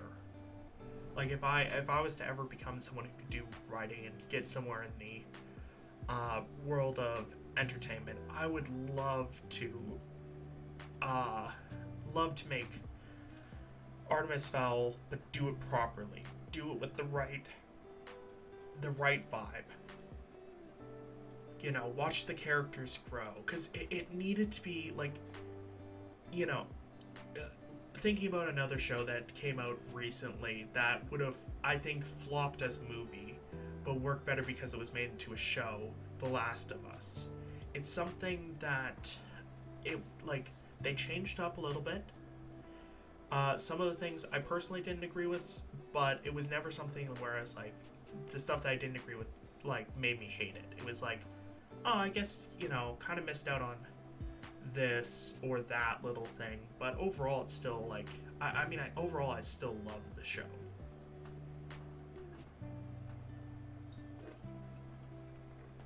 Anyways, all that to say, my future goal in life is to remake Artemis Fowl as rewrite it, make it for TV, and make it into a 6 to 8 episode season with the potential for more seasons to come, and watch how, if it's done properly by a person who's actually passionate about the project and whatnot, that it can be something amazing. Instead of, honestly, hot take, I think I hated Artemis Fowl more than I hated Cats. And I believe I watched them both around the same time. For me, the thing is I didn't have the same emotional investment in Cats as some people might. But, even, watching it, honestly, it was very just, for me.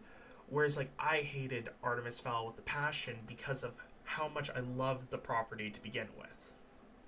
Anyways, that's my tangent about Artemis Fowl, and I've made my stance clear to people who know me that it is the worst adaptation I've ever read, or ever seen on screen, personally. I haven't seen a lot of bad adaptations, but that's because I tend to not watch game adaptations or game-based movies. But yeah, wow. I got really heated there. Personally, like, damn, I wowza, I yeah, that, yeah. Sorry if no one if absolutely no one cared about that. That's just, yeah. Again, something I'm passionate about. It's what kind of, it was the series that really got me into reading, I guess. So it was something where I, yeah, had a vested interest. And back when I used to read like a ton before I realized that in my attempts of reading, was not like fully comprehending everything, and was honestly just reading over pages and not really understanding any of what's going on because, issues. Yeah, that was like one of my favorite series. That and The Stand. I read The Stand in less than a week. I think it took me 2.5 days to read through the whole thing, which, looking back on it, absolutely insane. I'm pretty sure it's like a 1,200 page book or something. Let me just double check. This Stand page total. Okay. No, it's only 1,100 pages. But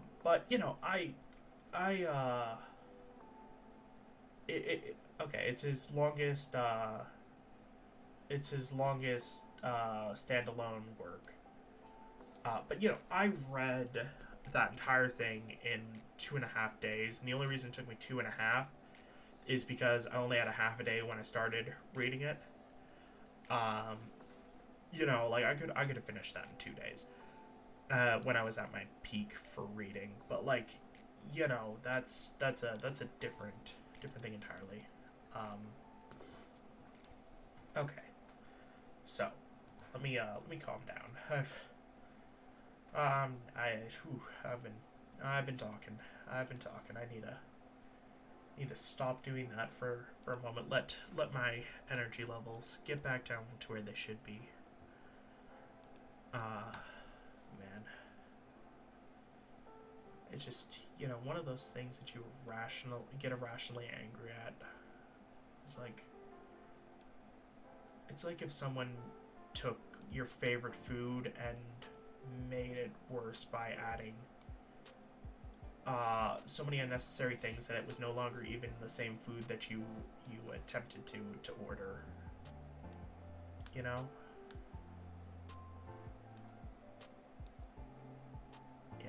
that. Gotta let myself breathe a little. I just, yeah, I'm a very passionate person about certain things. And that is one of those things. I need to not do that because I just did that in the wrong layer. So let me delete that actually.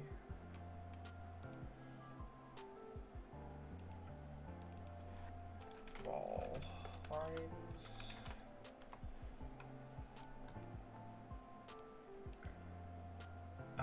But yeah, now that I've calmed down a bit and have recovered what little bit remains of my sanity, on the topic of food, the greatest thing I've ever made, I've never made it again.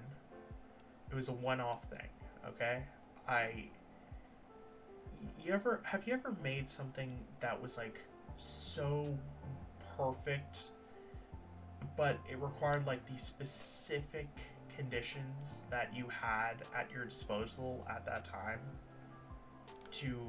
for it to occur? You couldn't do it at any other time because it wouldn't work. That's what happened to me when I made it's got to be the greatest sandwich I've ever made in my life, bar none. So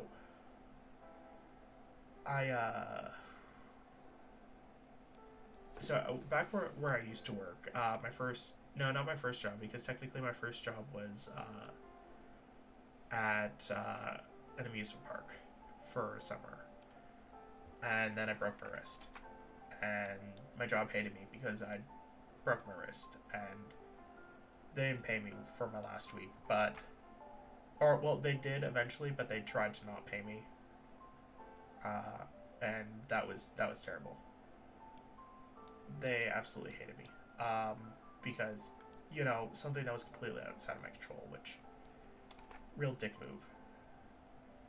I mean, you're exploiting a 16-year-old and then being disappointed when he's injured and can't show up to work.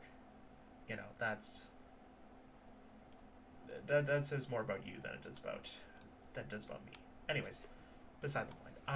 So at my second job, it was an office job, where I was doing my phone stuff. Earned the nickname the gatekeeper because I was the person who handled all the phone calls, and I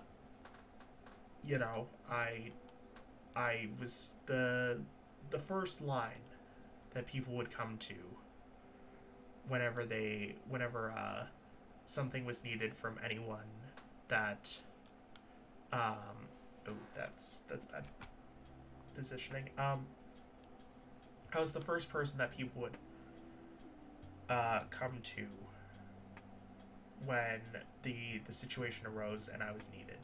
I was the person who stood by, made sure that everything ran smoothly, and was there whenever things did not run smoothly. So I also was the person who took the brunt of any angry parents or any angry customers in general. Any angry workers. I was called some very cruel things. So I do not envy anyone who has a job where they work on the phones, and it's why I try to be as nice as possible to people who have jobs where their work relies on them to be on on a phone. Anyway, that's beside the point. So when I was there, back at that time, my mom used to make these little chicken parms. We did a lot of stuff homemade because she's from the East Coast, and it's a lot of home cooking there, a lot of going out to eat. Like, even nowadays, I go out to eat maybe once a month at most. I don't go out to eat. I prefer to make my stuff at home and just be happy with what I can cook. Am I by any means a good cook? Not at all.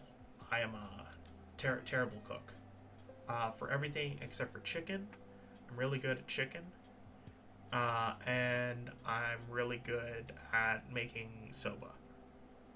Which maybe it's ironic because I don't do it with soup. I just do soba, and then I'll add in a sauce to... I treat soba noodles like regular pasta. Sacrilege, I know. But just because it's a healthier alternative to pasta, and I tend to I'll make a sauce for it, make it mix together, and I'll tend to make it with chicken, or I make rice. I make rice pretty decently for a white person. I'm a mediocre rice cook. Anyways, that's beside the point. So anyways, I had these chicken parm sections, and I was like, okay. Normally at my workplace we had some basic ingredients like buns or bread or things like that, and we usually had a little bit of cheese on hand and a little bit of... I brought from home jalapeno dip. If you ever have I believe it's Greco's or one of the... It's like a Greek yogurt dip that's got jalapeno mix going on. It's this... It's a beautiful... it's a pink thing. Comes in a white container with a red lid. If you know it, you know it. If you don't, you don't. It's but it's a really good cool but spicy. Well, not even really spicy. But a cool but has a little bit of kick to it. So I usually did that with chicken, and on this day, there was no there was no what's it called? There was no buns. And I was like, okay, well maybe there's something else. There was nothing else. It was literally all the buns were gone. All the good bread was gone. All that was left was like this extremely thin cut, like we're talking like pinky nail width bread. You know, something that you would have if you were doing like a very light breakfast where you're making like very light toast. So what I did is I took 2 pieces of bread and I made grilled cheese. And I made 2 grilled cheese specifically for the reason that I put 1 grilled cheese as the bottom bun, my chicken parm with its with the jalapeno dip, a little bit of mozzarella on top of that, and then put the other grilled cheese on top of that. And it was the best food I have ever had in my life, bar none. Aside from, actually, my brother makes shout out to my brother, amazing cook. Like, you know, if you ever wonder what, like, how can, like, I look at this man, he is great at sports. He is a guy who's extremely good at math, science, English classes. Like, I don't think there's a subject that he doesn't know, you know, and he's like high quality at it.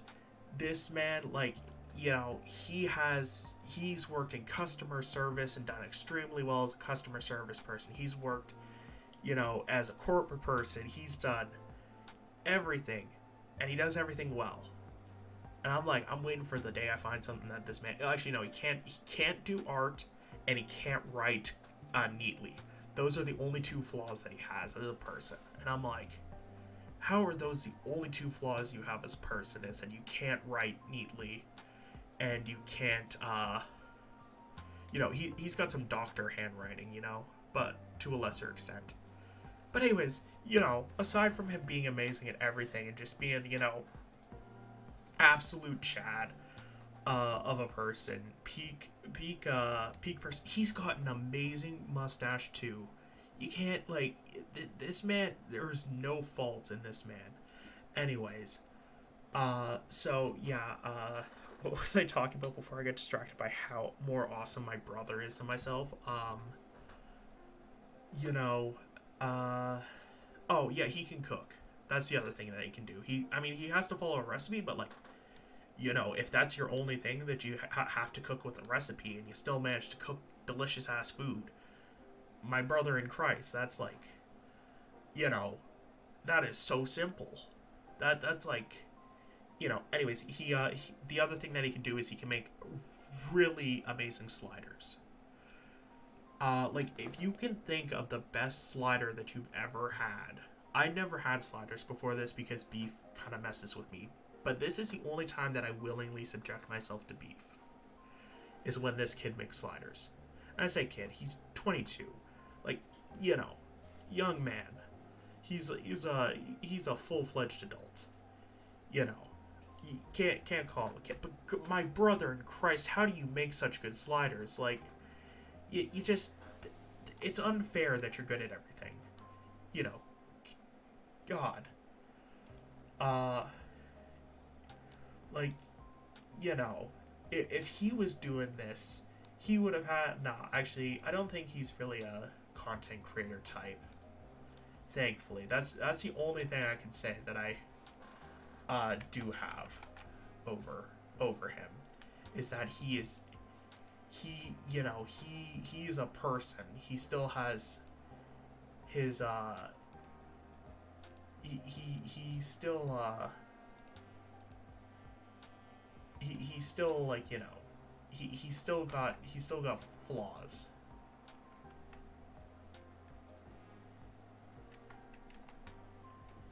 But like, not many. Man was made in a lab, I swear. Anyways, love him to death. Too good at everything. You know.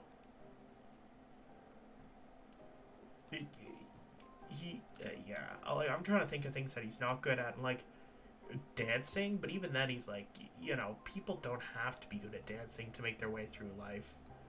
Like, how are you this good at everything? You need to chill out, my guy. Anyways, yeah, I love my brother to death. He's a great person. Um, and I'm not just saying that because he pays for the food bill, and even though actually the food bill's small, what am I saying for me? Like I only eat the same few things every now and then. That's completely that's you know I don't eat a lot of different things. The thing is, like, the few things that I do eat are they're on the more expensive side. Like, chicken is relatively expensive and cheese is relatively expensive, all things considered. You know, and like this, that, a few other things are relatively expensive, but like usually by the time that I need more, they tend to be on sale, which is a good thing. And like I hate that I have like such a limited palate, because like I can't eat certain things because of the fact that my body doesn't react to them well. Uh, my dad's, I guess, the kind of the same way. He has like medical condition that keeps him from being able to eat like red meat and like cheese, which is, man, if I had that, well, actually, you know what? I could live without cheese. That's not a thing that I couldn't. I'm acting like I couldn't live without cheese. I could live without cheese pretty fine. That's whatever. But like, if I had to give up on meat and become vegetarian, I don't think I could make it. Cause a lot of my intake of food is protein, and then I have supplements for everything else. Cause I don't like the texture of most vegetables, cause they like. God hated me when he created me. If he said, whoever I say God, whoever created the settings for this character that is me, uh, man wanted to play on a man or woman, and whoever they wanted hardest difficulty. They were like, yo, we see your difficulty modifier and we choose more. And the guy's just like, but you're already at max more. And it's like, okay, we can give you more, but he has to be white. And the person's like, we can deal with that. We'll make it somehow not work in his favor. Even though, like, most things work in white people's favor. But then I grew up as a white person, and I guess not in a rougher area. I grew up near a rougher area, like across the tracks from the rougher area by a little bit. But the schools I went to, had the kind of schools that have police presence constantly, that kind of place, especially in recent years. Kids getting stabbed and killed, and people that are dying, and you're like, well, shit, they died. But I didn't have to live through that.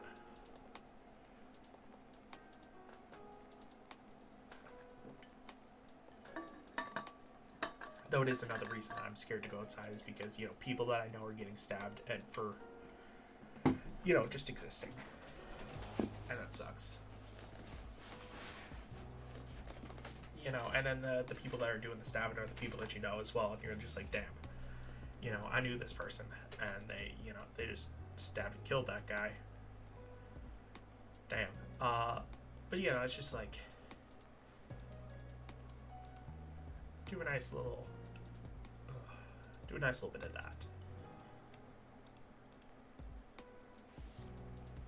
Anyways, I really don't like how, well, actually no, it's meant to be wood. I gotta accept that. So let me do wood. Okay, anyways, I need to Oh, I forgot this spot here. Thank God I noticed. Rug. There we go. Let me get this part here. Ooh, I almost did the wrong thing. Anyways, but yeah, you know, like, I'm not gonna claim, you know, to be some.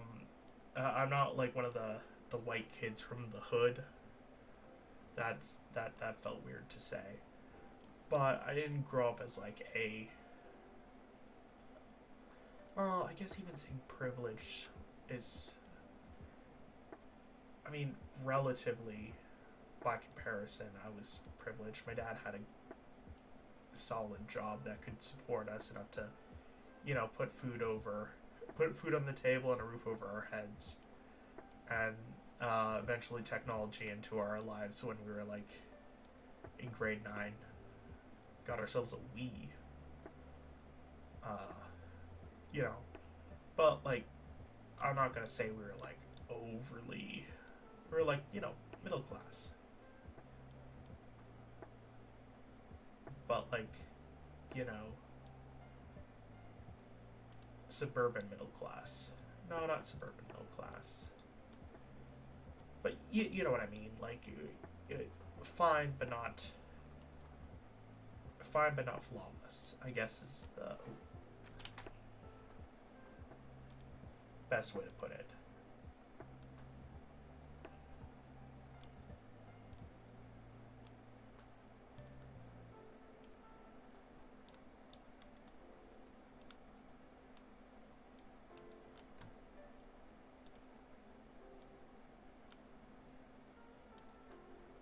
Because, yeah, could I have done better? Obviously, everyone can, like, you know, almost everyone can have a better start than whatever they have to start with. And then, could I have it worse? Yes. That is factually true. But, you know, deal with what you're given. Oh, my neck. In my case, they looked at it, went just like, what would you like the difficulty to be? Yes. For a lot of things. Not everything, but a lot of things. That is on the wrong layer. Do not put that on the wrong layer. I almost just said my name. Ooh, I gotta remember that I'm not using my name while streaming. It's gonna become a habit. One of these days, I'm gonna be talking in a normal conversation, and I'm gonna say my name, and I'm just gonna be like, "Oh shit, I wasn't supposed to say that." They'll be like, "Why?" And I was like, "Oh yeah, wait, no, I'm not streaming." You know, there's gonna be a day where I'm going to not be streaming, and I'm going to be, well, actually, there's not gonna be a day that I'm not gonna be streaming, but you know, there's gonna be a day where I'm gonna be out and not streaming, and I'm not going to refer to myself by my own name, and people are going to just think that I'm weird, which isn't going to help the allegations of me. You know, I'm trying to beat the allegations that I'm weird. So far, currently not doing great. Currently not doing great at all. Oh, I gotta go. No, I'm not going out tomorrow. I'm not going to go do that ID renewal tomorrow. I need to sleep one of these days. Because these past couple days I've been not sleeping great. I tried to fix my sleep schedule last week. I decided that I was going to stay up, so that way I'd fall asleep at a normal time. And by normal time for me, I mean like by around 1 p.m. Or not 1 p.m., 1 a.m. You know? And then now I'm over here just like, it's 3:30 in the morning. I probably should sleep. I mean, to be fair, I do have trouble sleeping when I don't know that people are safe, I guess is the best way to put it. So my brother, you know, he was out at the soccer game last night, so it took him a while to, you know, get back home and all that. He wasn't home until late, and I was just like, well, it looks like I'm not sleeping until he gets home, so I can be sure that he's safe and home and all that good stuff. You know, And yeah, I care for people like that. It's a weird way, but like I don't fall asleep until thing, except for my brother. But he's been out of the house. He moved out with the new girlfriend a while ago. About a while ago, I mean like a couple months now. He's been gone. So we've kind of like just accepted the fact that she's got him. We're never seeing him again. He's been kidnapped. He's fallen into the trap of being of finding love. Now he's out there being happy, and I'm happy that he's being happy, and I'm also so ironic thing. Last year around the same time, obviously, because my parents had retired, they were doing their same retirement trip where they go out east and get to live a relaxing like summer. And by relaxing, I mean they go and like chop wood, collect eggs from chickens, slaughter chickens, prepare for winter, and then leave before it becomes winter because there's no insulation in the house that they were staying at, and they want insulation and heating, which smart.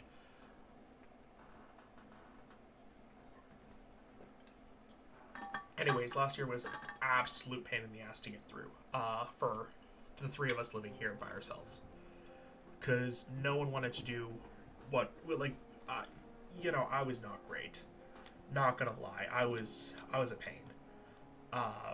But I'm also going to say now, I was not the only pain. There was and then this year, my other brother, the one that's not here, who's away, he's not here now, and it's kind of, I guess, been smoother, I guess you could say. And I'm not saying that he's the problem. I'm saying that like out of all of us who mesh well together, we we found like the dynamic that works. And the dynamic that works is myself and the middle brother. Well, he's technically they're twins, but the middle brother. So we figured out our dynamic. We've learned how to coexist with each other, and now we are now things move smoothly, I guess you could say.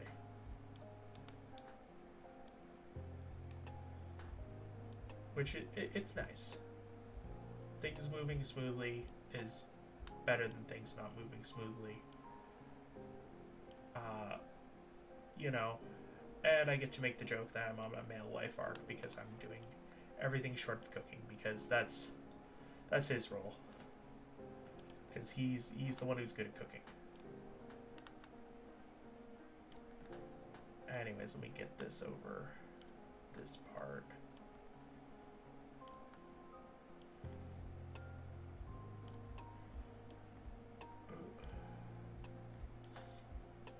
Anyways, he made a Chipotle bowl. He does meal prep for the week. Oh, something else that he does? The one thing that I guess another flaw is that he is so good at making dishes dirty. Like, I do the dishes, right? And that's my duty. He'll ask to do the dishes. I will tell him no, and then he recently has decided to just stop asking because he knows I'm not going to allow him, because I'll just sneak upstairs and do the dishes while he's doing his work and can't stop me. That's the kind of vibe. Trying to steal chores from each other. I don't like this look, actually. Anyways, so he, I do the dishes. That's something that I do. And this man, he has somehow made it. He has made it his life's mission to just despite rinsing dishes before he places them in, have them somehow still be dirty as hell. You know, when I go to, do them. It's crazy. Like, you would not think that it is possible to get dirt where he's getting the dirt on these dishes. Like, how are you getting it on the bottom of the dish when you never lifted up the plate? And it's not like it's not from the thing below it, because the thing below it was my thing, and my thing had nothing on it. Because I keep my plates very clean. But it's just like, it's a scientific miracle. Every single time he eats his food that there's just stuff on it, Love him to death. But how? My brother, how do you do this? Anyways, absolutely love him. And honestly, I joke around about that a lot. I could not care less that that the plates are dirty, because they got it. Obviously, they're dirty. I think my favorite one is man was he was eating something with a fork. He eats all of his stuff with forks. I tend to use a lot of hand-based consumption of foods. But anyways, he was eating it with a fork. Somehow, only the handle of the fork was dirty. Not the fork like head, I guess we'll call it, but just the fork handle where you would hold it. Except his hands were clean. He ate with the fork. His hands were clean. The fork handle got dirty. Like, what? How does that happen? It's a miracle. Anyways, I would, if I was with my D&D group, I'd be like, this is 100% unequivocal proof that God is real. Because ain't no way that there ain't no, there is just no God with miracles like this.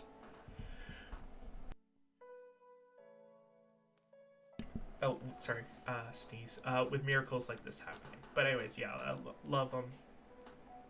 Love to, love the jokes. Man, this looks really ugly. It is too much. Okay, let me delete this layer and copy back.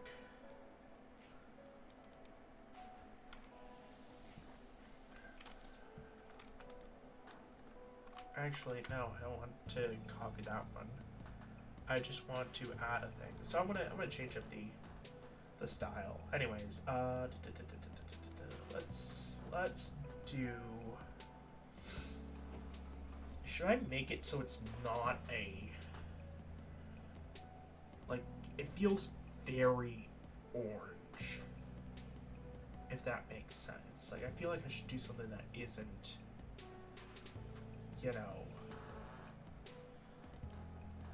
oh god, is this like, oh, this would have been so useful yesterday and the day before that when I was doing water to add, like, texture to it. Like, holy, that would have been real smart. Also, ignore that noise I just made. I didn't make that noise with my mouth. That's not something that I can do. This body don't make noises.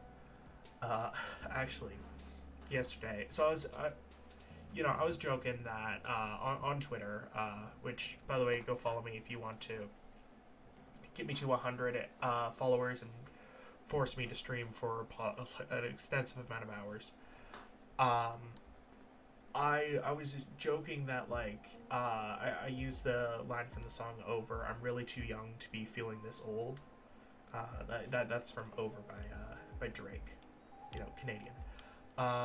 Anyway, so I was like, my knee was just bugging me yesterday. It was like, I had a, like, it felt like a pocket of, like, kind of like a, like there was like a bubble in my knee that just wouldn't, that just wouldn't go away.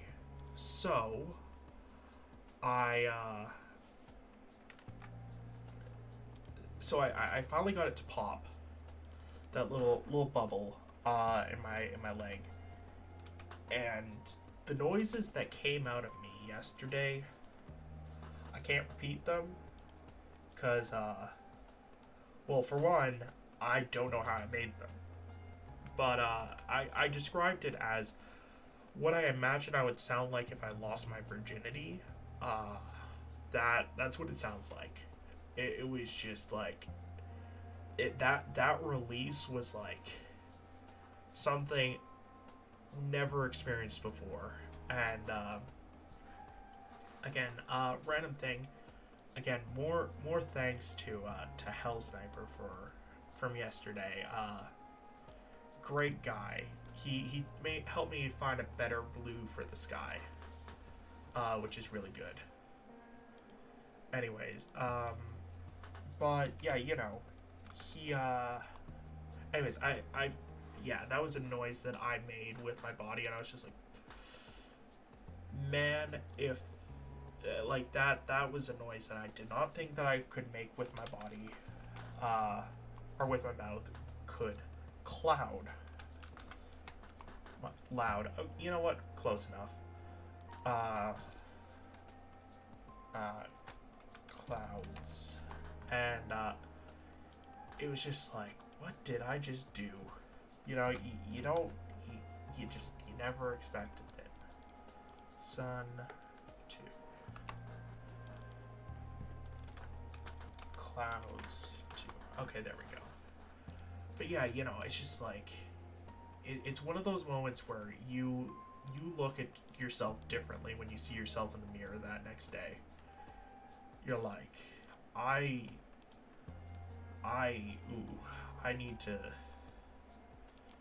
need Jesus in my life after that. Jesus would not. I joke that like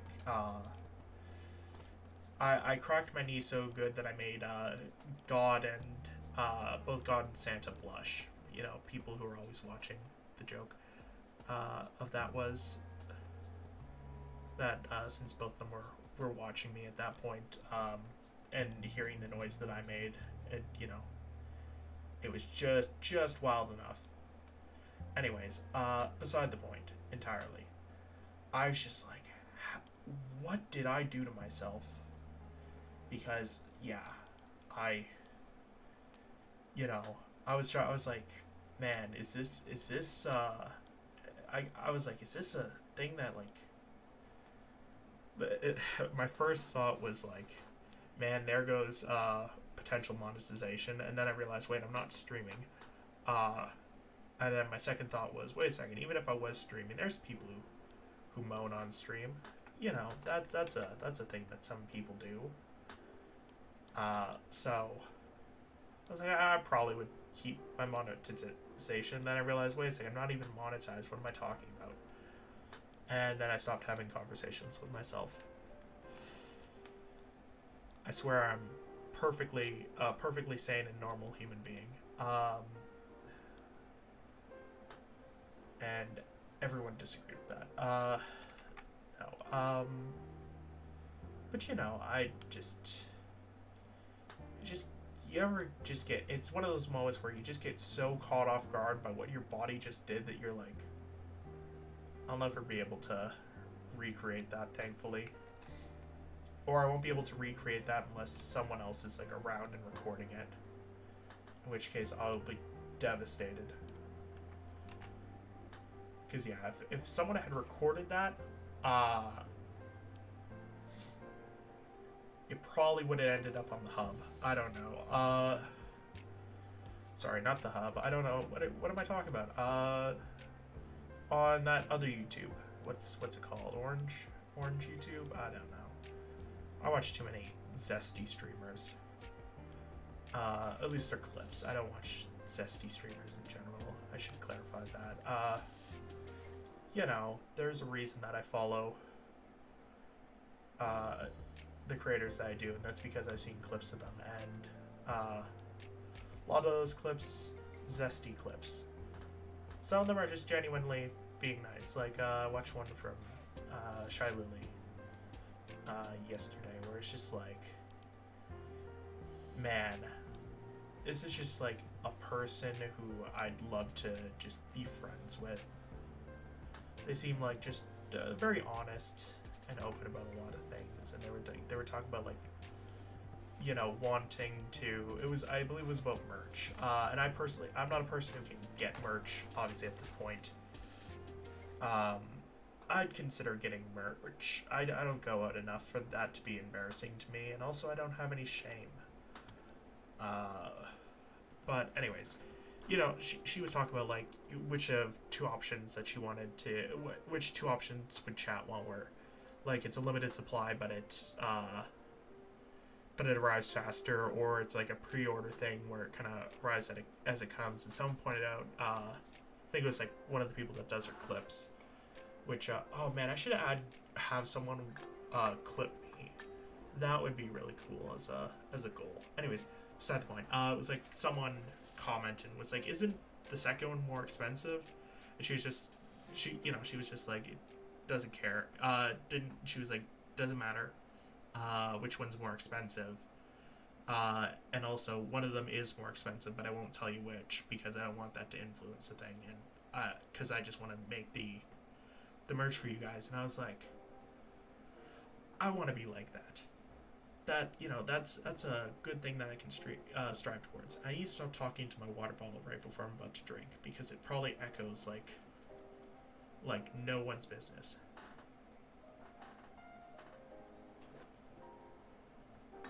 Anyways, so yeah, you know, that's what I want to strive to be as a person, where I can be at a point where I can just be like, finances aside, what is best for what is best for the community that I've created.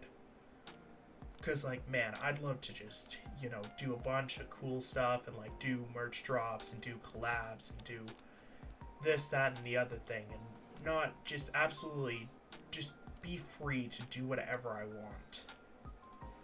For the sake of making other people happy with my content and being there daily. Like, if I could stream, you know, currently the main reason I don't stream 24/7 is one, because I need to eat, sleep, do other things, but also because I do not have parents that would appreciate the electricity bill being that high, and I can't afford to right now. But that's why in the future, like when I set my number at 1,000 patrons, pretty much the money that I'd make from an average subscription on Twitch is, I believe, $2.50 or thereabout. So that's what for that's about approximately how much I would make from a subscription if my math is correct. And that's I've already forgotten the number, if it's like $5, $6, either way. And then I went and I looked at Patreon and I was like, okay, at Patreon I can make the same amount of money for asking for $3 from you guys. So I'm gonna ask for $3 there and be like, because that's giving me the exact same amount of money, the exact same amount of freedom, and with 1,000 patrons a month, I'd be able to do this full time, anytime I wanted, and do everything that I want, pretty much. If there was only 1,000 people donating $3, for example, that's all it would take for me to make this a full-time job, fully monthly, and use every single other dollar to do things like get a full VTuber model, get like merch possibilities for you guys, do anything and everything to make the streams better and more enjoyable for people. That's why I set the number at 1,000, because like if $3 a month, I understand, like, you know, so I don't want people who can't afford it to purchase it, you know. So I set the number at like $3 because that's like a price of for me. I don't drink coffee. I can't drink coffee. It gives me headaches, and it surprisingly lowers my energy total, which is funny because normally it's supposed to do the opposite. It's supposed to give you energy. But anyways, I don't drink coffee, but my understanding it's about like $3 for a cup of coffee nowadays. if you want like a big old Starbucks thing. Well, actually, no, it probably is a small at Starbucks, but like a big at like Tim Hortons or something. Extra large, whatever. Uh, anyways, but I was like, $3. If someone's willing to pay $3 to me, that's above and beyond for me. Like $3 a month is $36 a year, and that's like, I'm like, if someone's willing to pay $36 a year to have me make this a full-time job, I will do everything in my power to be the best at what I can do for you guys, because that's what this is. It's like, if I turn this into a full-time job, I want to do it the best way possible. I want to do it the most like professionally well done way. And even if I don't end up making it that high, that doesn't matter to me. I'm doing this for the fun of it.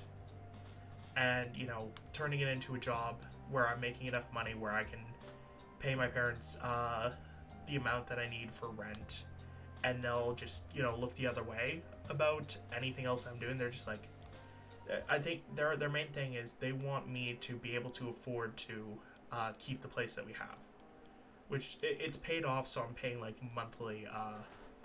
My brothers and I, we all, well, the two of us that live here now, we all chip in our total amounts. But you know, both of them want to move out someday. Obviously, they're grown adults and they don't want to live in the same house that they grew up in. Well, I mean, they do, but they don't want to live in here with me, and I want to live here and not have to go through the effort of finding a new place. Anyways, that's beside the point. I want to, you know, keep this place and keep streaming and keep doing all the amazing stuff and live here. And in order to do that, it's like, you know, I think it's gonna cost me like $2,000 a month to do that. So 1,000 subs at, you know, at getting me $2.50 would get me up to $2,500 a month. And then at $2,500 a month, I can do. I have my 2,000 that's covering every single thing that I need. Like, you know, that's food, water, electricity, rent, everything. That's all covered under that. And then the extra $500 a month, because I think my brother told me the amount for taxes and whatnot, because he's the math guy and does all the taxes for us, even though the government has sites that do all the taxes for us. Anyways, sidetracked. You know, it's like, I would be able to have like $500 extra a month to put towards whatever I wanted to do for a stream. You know, after 4 months, I'd be able to get a whole new VTuber model. After 1 month, I'd be able to redecorate the entire stream setup, you know, at that amount. And the thing is, it's like, I do have other higher tiers, but I don't really have anything to give at higher tiers besides, you know, maybe I could do a thing where I run a D&D session for the folks. Like, I'd have to limit the higher tiers at that point, make it like limited to 5 people. But like, I'd love to do D&D with my subscribers that or my patrons. That'd be amazing, you know. Anyways, I need to add some stuff. I need to calm down again. So let me add window lines here.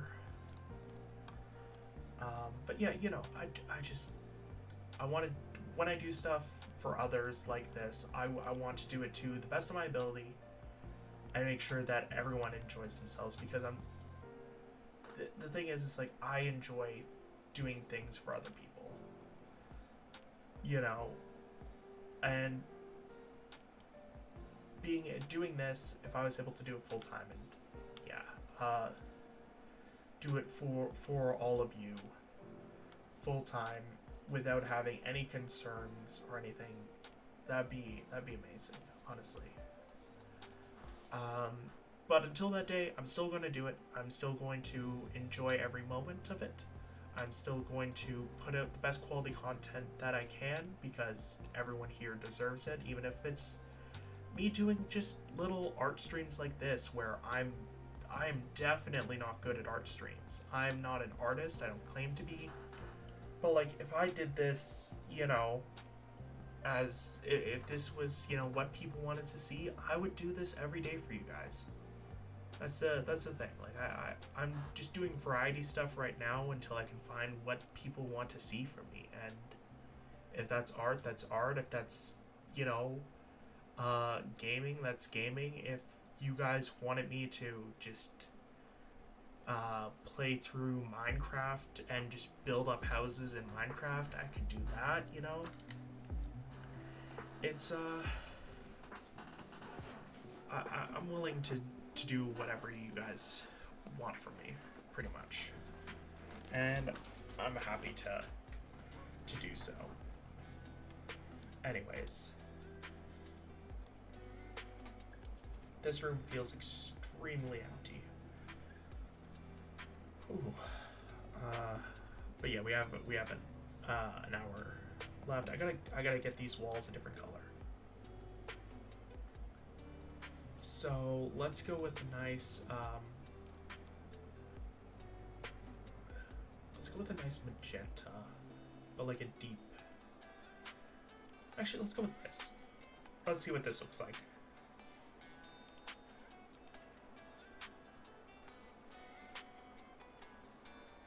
I wonder why I did it like that. I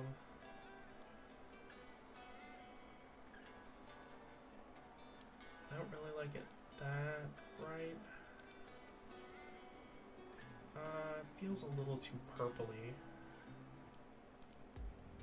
Ooh, okay, that's actually like a nice muted color right there. Okay.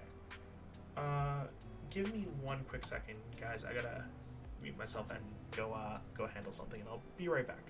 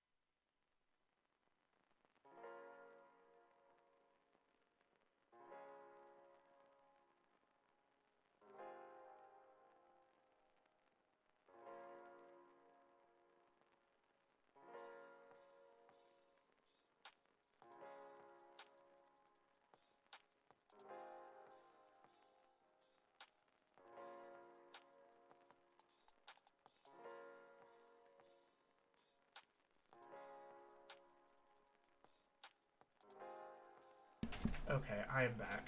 I just spent the past little bit telling my brother that I was totally just talking shit about him, not talking positively at all about him, and how good he is. Told him that I doxed him because I told about his glorious mustache. His previous boss actually had an equally as good mustache. His was like a styled one versus my brother just has the natural, like, really good stash. Anyways, so yeah, I think I need to add some more stuff, and yeah, get to it. You know, really, just let it. That's a decent window. I need to add some wall deets. Had a really fun session yesterday, actually. Let's switch over to D&D. My second favorite topic about to talk about, besides, you know, how much I about, aside from disparaging comments about myself. So we're preparing for what's equivalent, the DM's equivalent of like the tuning exam. He's very big into Naruto, and I don't mind that. You know, if you take inspiration for something and, you know, you do it well, nobody's gonna mind too much. Like in this case, he's just it makes sense for the thing to be like the tuning exam, and I don't mind at all. Anyways, he's introduced a character for my backstory. My character's backstory for the second time. Technically, the first time it was myself disguised as that character. Where I pretty much, my character is, he has trust issues, put simply. So, you know, ooh, that is extremely small and unnoticeable. Insert that's what she said, line right there. Peak comedy, let's go, boys. Anyways, okay, there we go. That's more noticeable. Anyway, so, you know, my character, he as I mentioned last thing, he ran away from his pirate crew that he was working for/with, that were kind of like his pseudo family, more of like a found family. He's definitely, a lot of my characters are found family type characters, which I don't mind. I like the I don't mind it at all. It's a really good trope, in my opinion, for building up a character that kind of likes that kind of naturally develops and builds with the party. Anyways, yeah, so he had previously, using the most intimidating member of the crew, who is the quartermaster, named Kazaran. I'm forgetting because there was like a person named something very similar that's also in the crew, but that's the one that I like. Anyways, so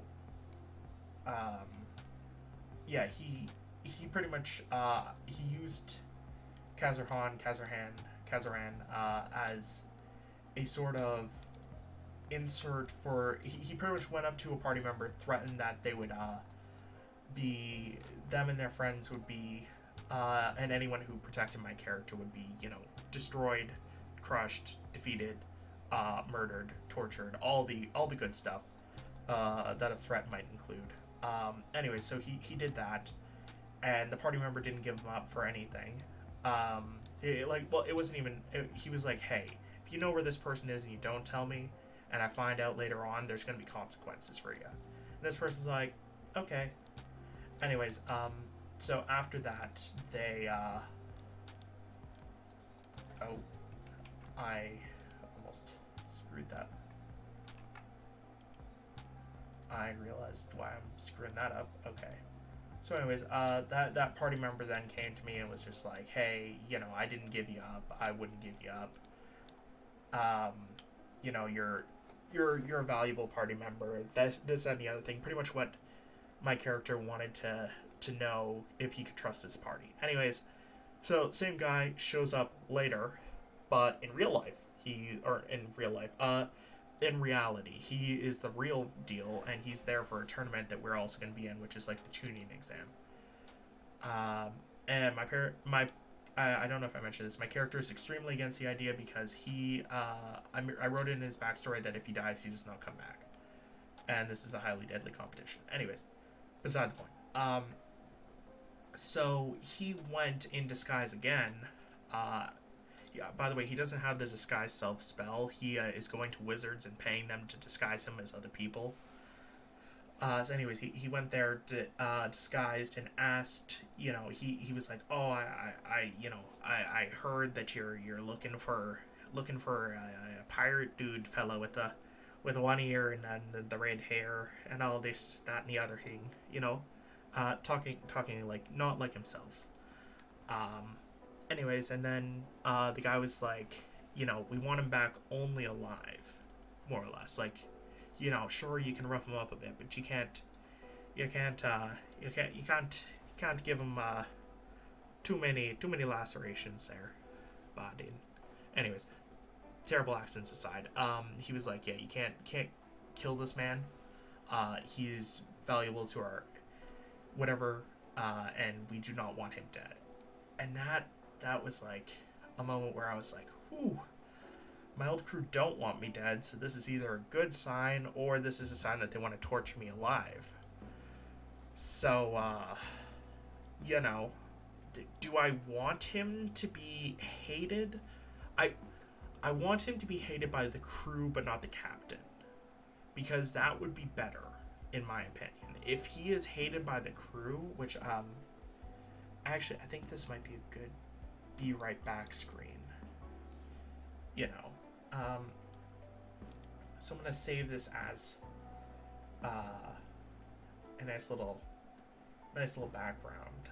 Save as PNG. BRB screen. Anyways.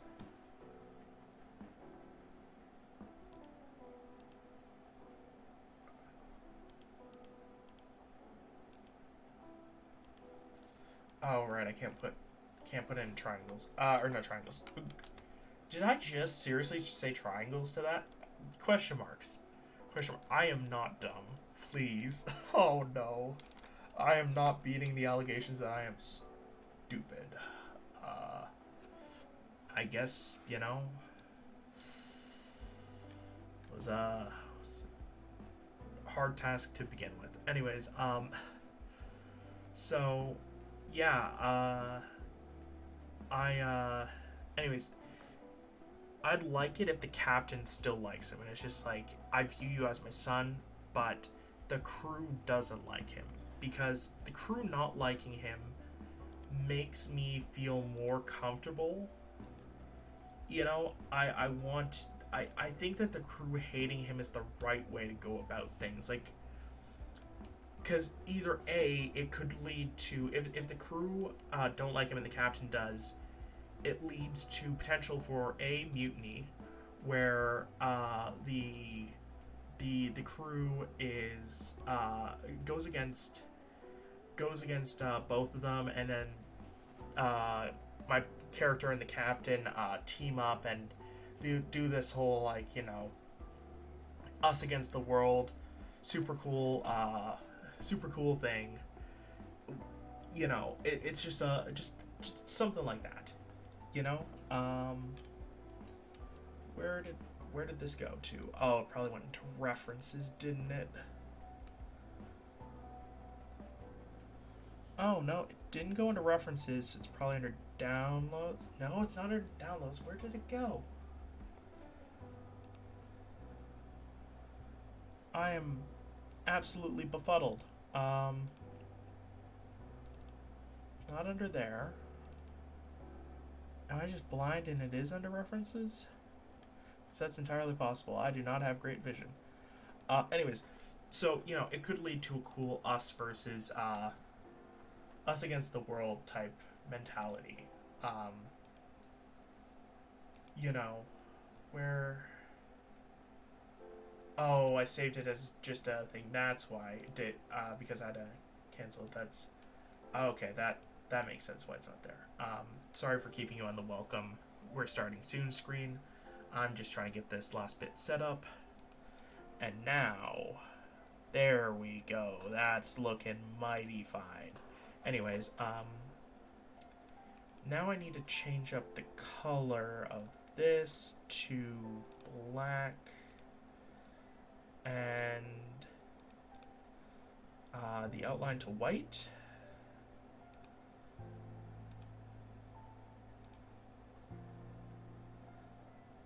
And do the same here and see how that looks.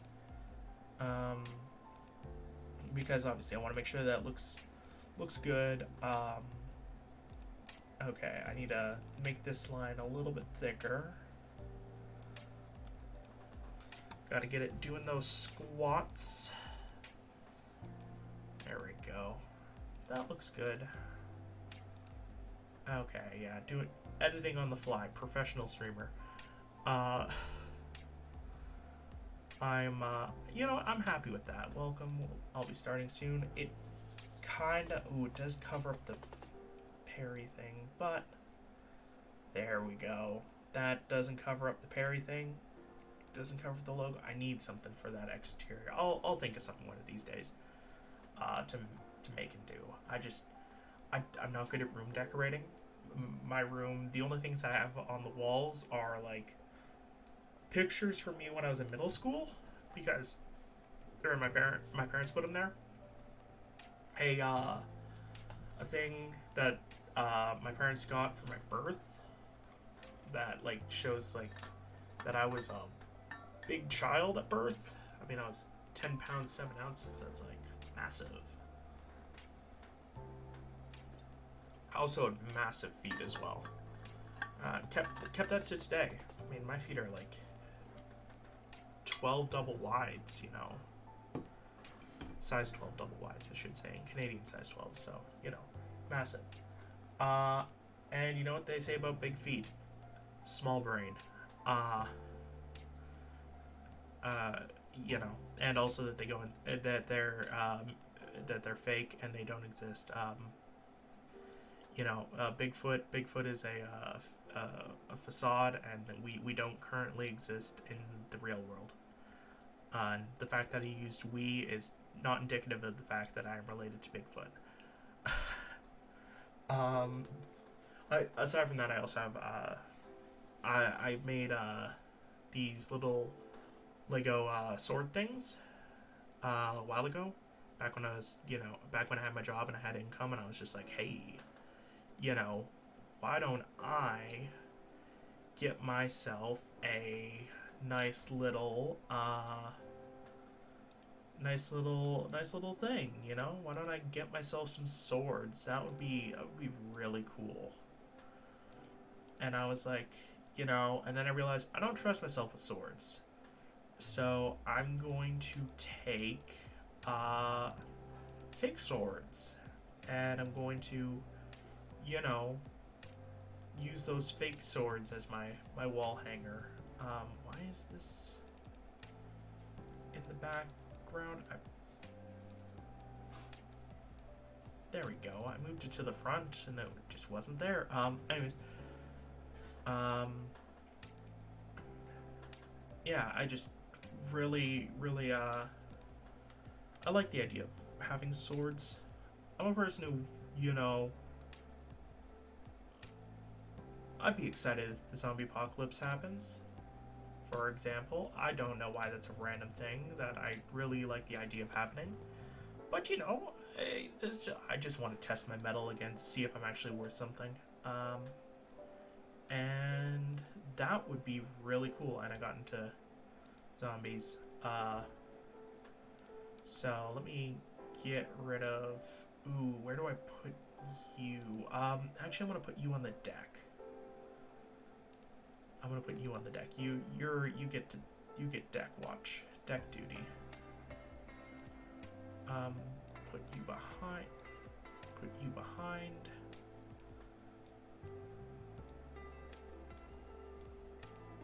There we go.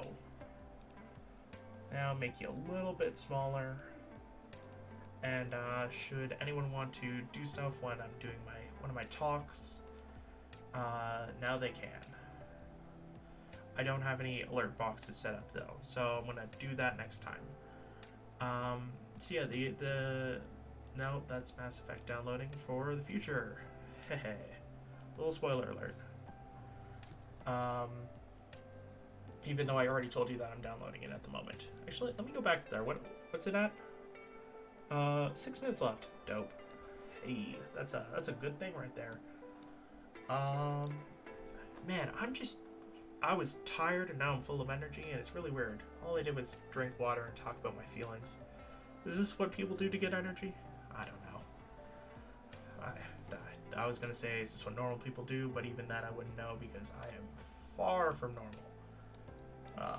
Man, if you saw me on the street, well, actually, you'd probably see me from a little far ways away because I'm kind of tall and I could have better posture. I should probably work on my posture a bit. You know, probably should take care of myself in general and not give in to the fact that I'm, need 6 pills in a morning to exist as a functional person in society. It's just like you gotta live, let yourself just allow yourself to be. I don't know where I'm going with any of this. Please do not roast me. I'm not good at talking without knowing where the conversation's going. So sometimes I end up rambling. And let me go with head outline. Hey, you know what I could do? Where do I have? Yeah, I have that on. So I need to grab Perry. Where are you, Perry? Let's go with my favorite Perry, Casual Perry. This is my favorite Perry right here. Not for any reason in particular other than his tattoos are showing. I would love to get tattoos if my skin could handle them. Like, I could handle the pain. That's not an issue, But it's the fact that my body,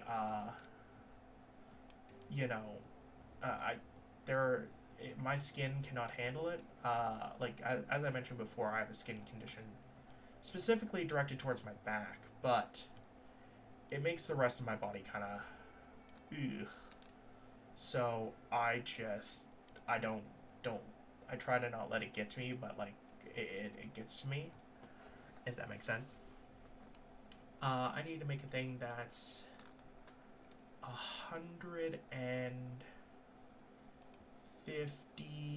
300 wide.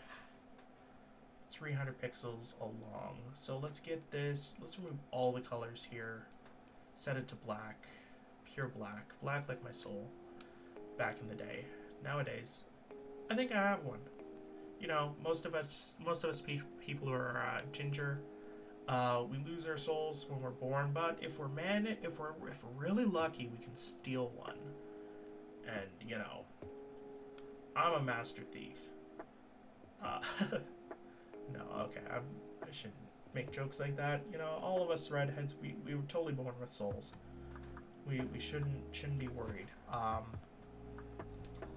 So how much difference? I'm gonna use my glasses as reference for like how big my head is. In width. Oh yeah, it's 6 inches wide, which is terrible considering that the rest of my body is an even number. And by even number, I mean it's a number that's divisible by 5, or because it's 15. It's 15. you, I have no... Actually, wait, no, it's 20 at the shoulders, but 15 everywhere else. Anyways, 5 is a perfect number. 5 is... I do not have any, preconceptions about the number 5. There, I'm perfectly sane. The number 5 is an amazing number. I really like the number 5. It's very simple, very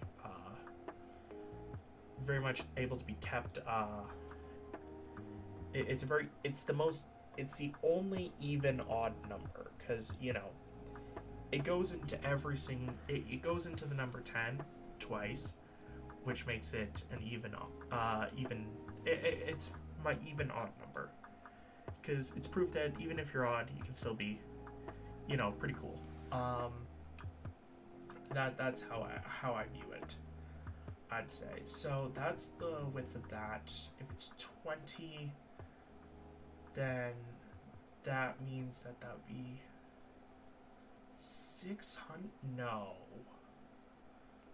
I must have been measuring wrong. I'm going to leave it at that and then do the arms attached on later. So the head is oh wait, no, wait, I did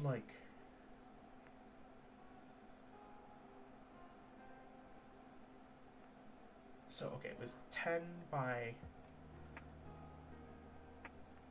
turned into 200, so this would be 120.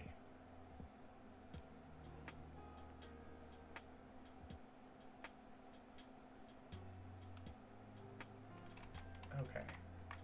Oh no, I did not want to. Let me redo that. There we go. Cool. I'll change this to body width, and then make a new one that's head width. Sorry about my rambling. I'm happy that I'm finding something that I can ramble about that's, I guess, somewhat sensical, and somewhat entertaining. I'm not always... I can't claim that I'm always the most entertaining person, clearly, because, it's me. But I also have a bad reputation with myself, so head width. Cool. Let me get 120 right here. That's way too big. Make sure this is even.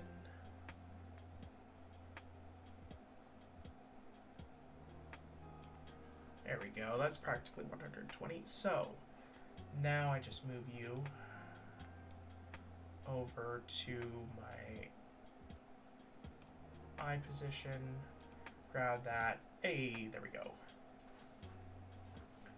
That looks mighty good. Now I take now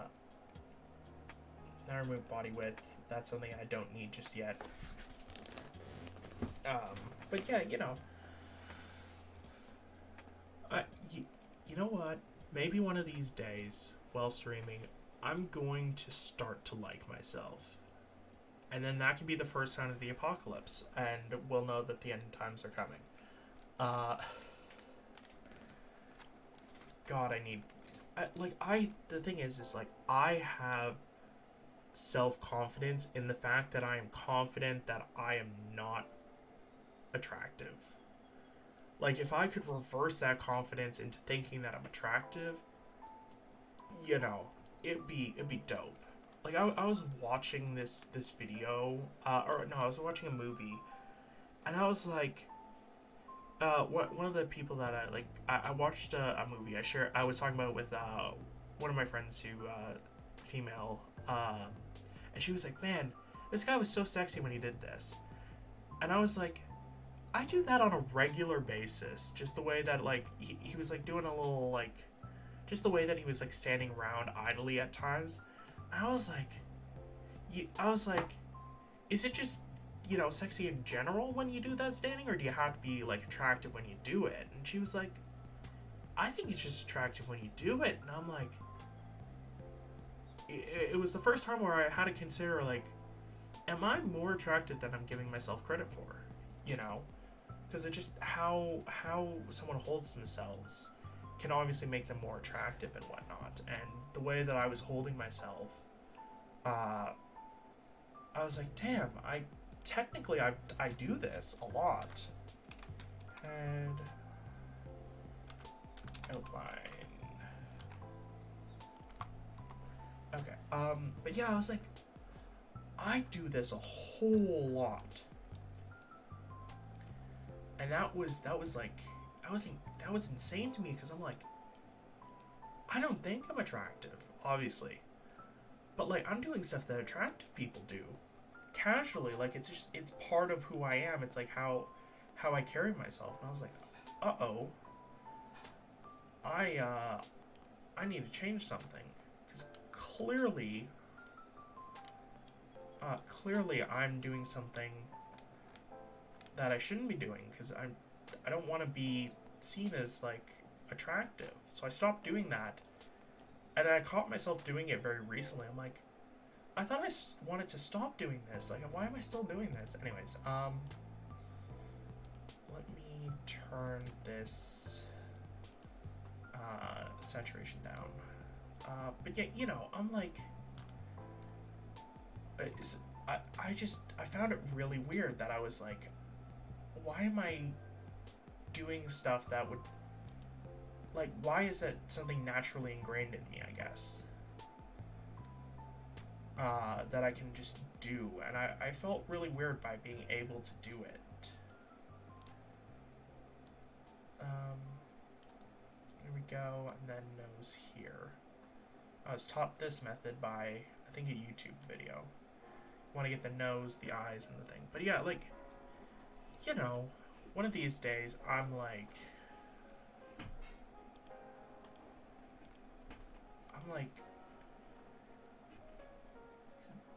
I have to consider to myself, like, if I gave myself the credit, the benefit of the doubt, all that, could I be attractive?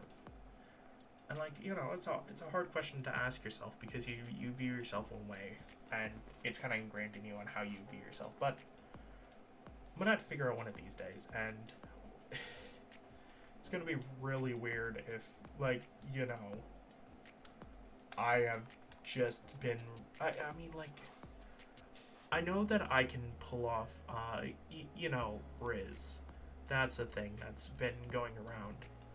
And, like, you know, when I was talking to the guy that I was talking to, I was, like, firing on all cylinders. Like, I was saying stuff that, like, I was, you know, I had a surprising amount of it. And I'm like, am I not giving myself credit? Anyways, you know, it's like, like, if it turned out that, like, after all this time that I was actually, like, really, you know, if I was better than I was giving myself credit for, oh god, I just realized I did not give myself enough space at the top. I wish there was a move everything down a layer, or move everything down button. Oh. Actually, that's a pain. That's a pain. Okay, so I'm gonna go to bottoms. See, I was gonna make a joke there, but then I realized it's probably not a joke that, like, my audience, from what I've been cultivating, wouldn't land with that kind of joke, you know?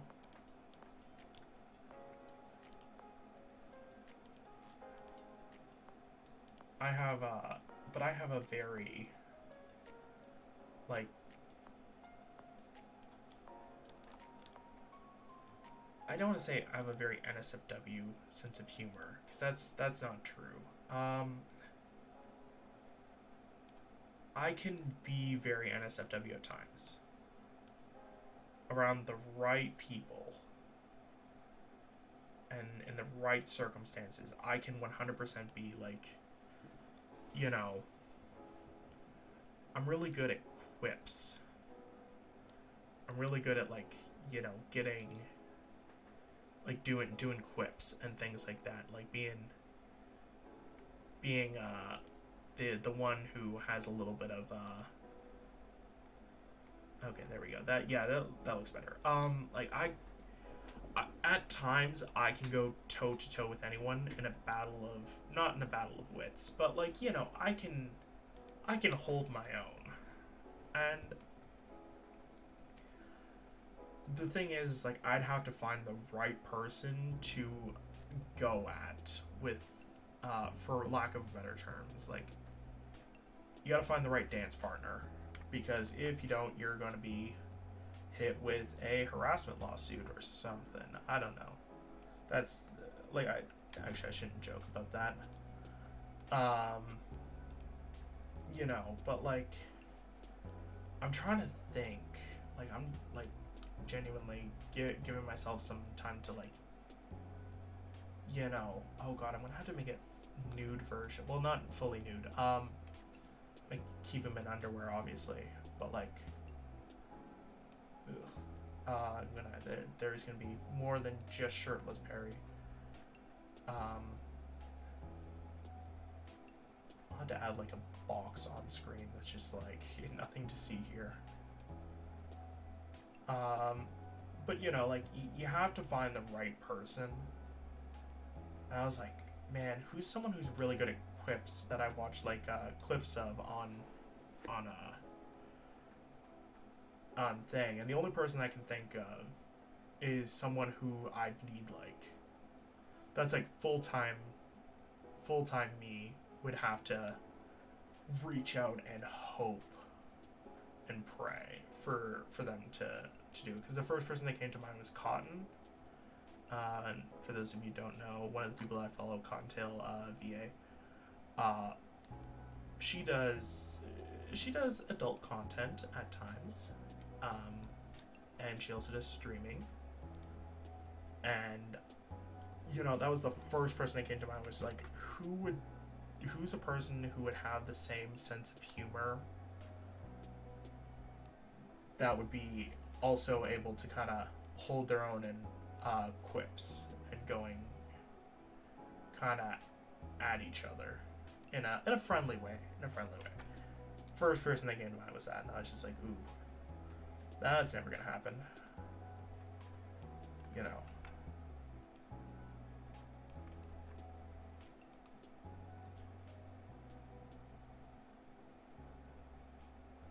But yeah, it's just like,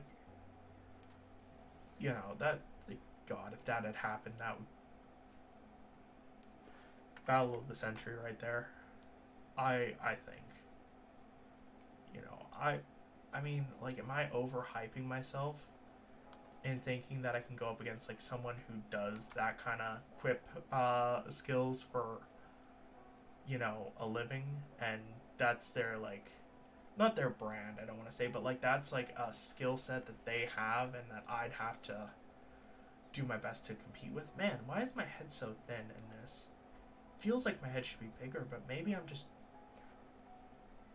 I don't know, maybe I'm overthinking things. I make this head bigger. No, sorry, that was anyways, ignoring that, moving on. Yeah, that was like the first person that came to mind, and no chance in hell that's happening within.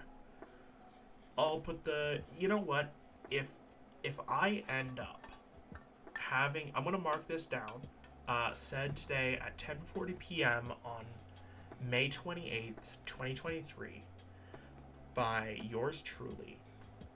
If I have a collab with Cottontail VA before the year is up, I will give $1,000 to one charity of anyone's choosing.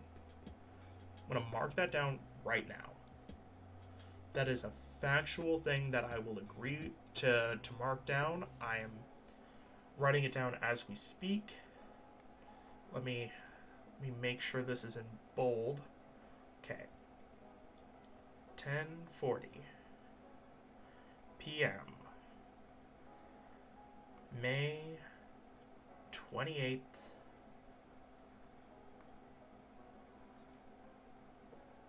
I'm starting to doubt myself. I feel like I'm going to put this energy out into the world and it's going to turn out to be like cracked and I'm going to owe money that I don't have. But no. I am fully saying 10:40 p.m. May 28th. I will not have a collab with Cotton within the year. I'm not going to actively avoid it. If it ever does come to pass, I will accept it. I will accept defeat with grace. You know, I'm going to make sure that all this is in bold. Because this, I don't want to miss it, even though it's on my goals page.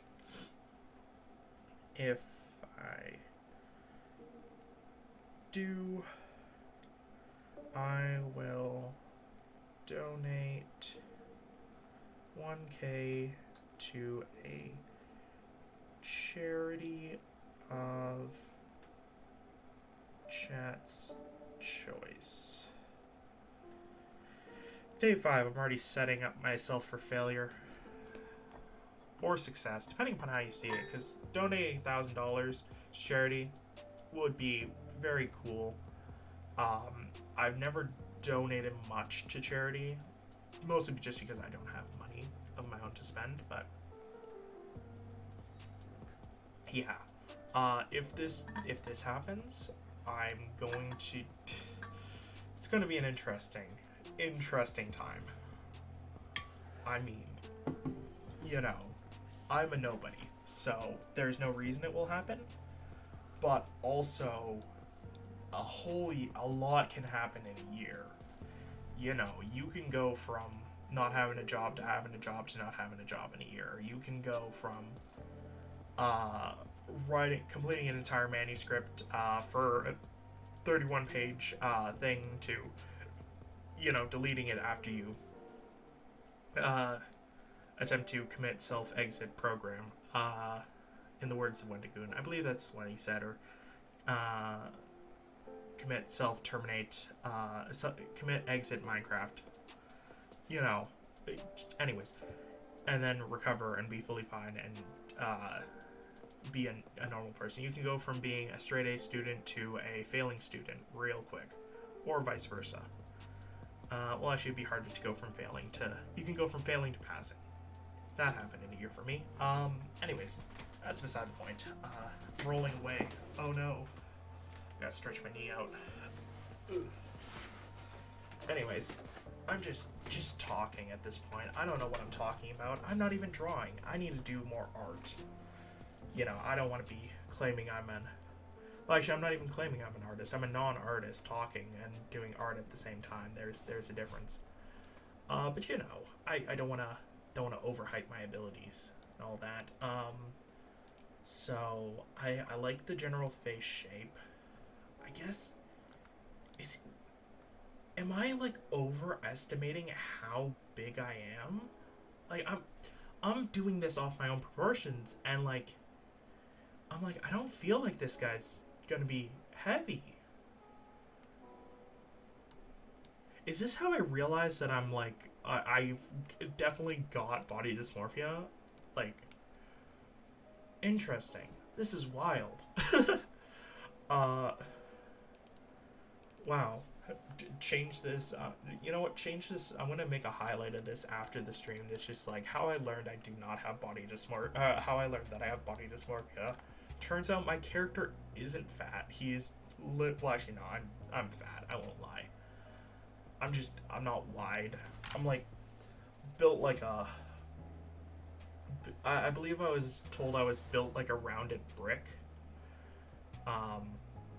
Or a brick with rounded edges, because I've got like very round shoulders and I got a little bit of a love handle going on. But I'm like, I'm very my body is very like, you know, fits very straight. It's not very wide out to the sides. It's very wide out to the front, I guess. Interesting. Anyways, I need to stop talking, start doing. That's the goal of this stream. Head outline.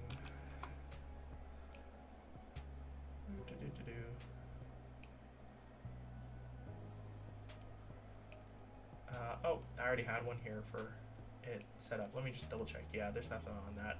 Let's delete you. Okay, so let's do this. Oh, my wrist. There we go. That's the keybind I was looking for. Just a reminder, because I forget to mention this. I am not using a drawing tablet of any kind. I am just doing this with a computer mouse and a keyboard. And that is not the way that it's supposed to be done, but, you know, drawing pads cost money. And I don't do art nearly enough to warrant getting one. Anyways, I'm just doing the outline at the top of that. I don't know why I'm getting so hung up on the top of the head. I'm going to cover it with hair, obviously, but, like, you know, man, I told my brother that I apologized to him, like, if I start becoming more vocal as a person because of streaming, just to tell me to shut up, because I'm usually so quiet and so reserved because I only have so much energy during the day. But, you know, I save that energy up for you guys, and that's you know, that's worth it to save up the energy for you guys. You guys are worth it. You know, it only says that there's one viewer, but I see like 1, 2, 3, 4, 5, 6, 7, 8, 9, 10, 11 of you in the stream. People who can chat on stream. So, like, I know that there's more than one person watching, which does so much more for my mental health than you'll ever know. Like, you know, I could not care less if you guys don't feel the need to chat and you just want to hear me talk. Just listen in, hear me talk, and, like, I've gotten a little bit too loud, I feel. You know, talking in a more calm, soothing voice, talking in a slower manner, getting a more sleepy time voice. Why did I say sleepy time? God, just in case the question was ever brought up, I do not do drugs. I cannot do drugs. It feels weird to say they mess with me, but I can't, like, you know, smoke weed because the smell of smoke really sets me off, and the smell of weed really sets me off in a bad way. So I can't, you know, get high in a normal way. I could probably do an edible, but I don't really feel like, you know, I've went 24 years without doing an edible. Setting an edible as my that would be fun. No, I shouldn't set a goal of, like, for you guys to reach, for me to have an edible on stream. Maybe if I get to the point where I can do, like, a subathon or a donation goal stream, I'll do it, you know, but, like, I'm not doing that now. No. That would be fun. But you know, I don't do any. Gotta stay clean. I'm a person who gets addicted to things really easily. Just because I desire a lot of dopamine responses. So, like, I don't want to be messed up by accidentally getting involved with the wrong thing. Anyways, head color. Cool, put that below head outline, and let's fill it in with my non-nipple color. That would be weird if I filled the face in with nipple coloring. Hey, there we go, look at that. That's gonna be the face. Okay, I need to calm down. It's like 10 minutes until end of stream, because I gotta get to sleep tonight. God, what did I do today to warrant being all giddy and happy and excited? Like, I was not excited until the stream started. Like, I was just going through the motions of the day, and then the stream started, and I'm all happy now. You guys did this to me. All 11 of you watching. Or is there more of you now? I don't know. Let me just double check. 1, 2, 3, 4, 5, 6, 7, 8, 9, 10, 11. Yeah, all 11 of you listening in, watching me, even though it only says one viewer. You did this to me. You made me all happy and shit. Made me all feeling like, this is something that I enjoy doing. Which, I mean, I do enjoy doing it. And thank you for sticking around with me while I do, like, stupid little art projects that are absolutely awful, Anyways, yeah, you guys are just awesome people. Listening to me, I mean, like, I'm up to 10 people watching my VODs after the fact. I'm like, there's no reason to watch me after the fact, but 10 of you are like, yes, there is. And I'm like, wild, entirely wild. I don't deserve this. Anyways, let me do mouth and nose on the same layer. That would be pretty cool. I gotta get to sleep so that way my brother can get to sleep, because he needs to be up tomorrow to do the work. He a hard working boy, and he needs his beauty rest. Because he is ugly enough as it is. No, he's not. But great looking dude. Never met a man who looked better in my life. No, that's a lie too. I don't want to overhype him. He's a fine gentleman. You look at him and you go. I mean, he gets hit on by girls that are on the subway when he's like coming home from back where he used to work. He'd come home on the train, and then he was getting hit on, and people, whenever he told people that he had a girlfriend, they were all just like, oh damn, and I'm like, you lucky piece of work, I gotta lower this down a little bit. His chin's too high. Otherwise, I gotta get it to like here-ish. There we go. And then I gotta move my little thing a little bit lower. Yeah, because that's more accurate to where it is. See, perfect. I had it misaligned before. Anyways, yeah,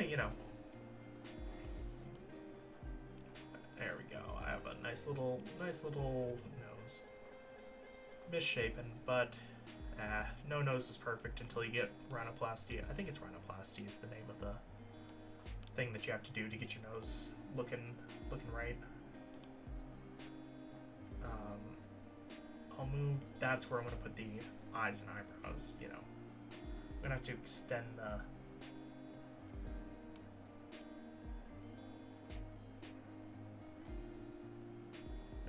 There we go. That looks about right. I don't like. Oh man, I'm not going to get like plastic surgery in my life. I want to look decrepit and old on my own terms. God, I gotta start thinking positively. If you don't think positively, you're gonna attract negativity. Never said that in my life before, but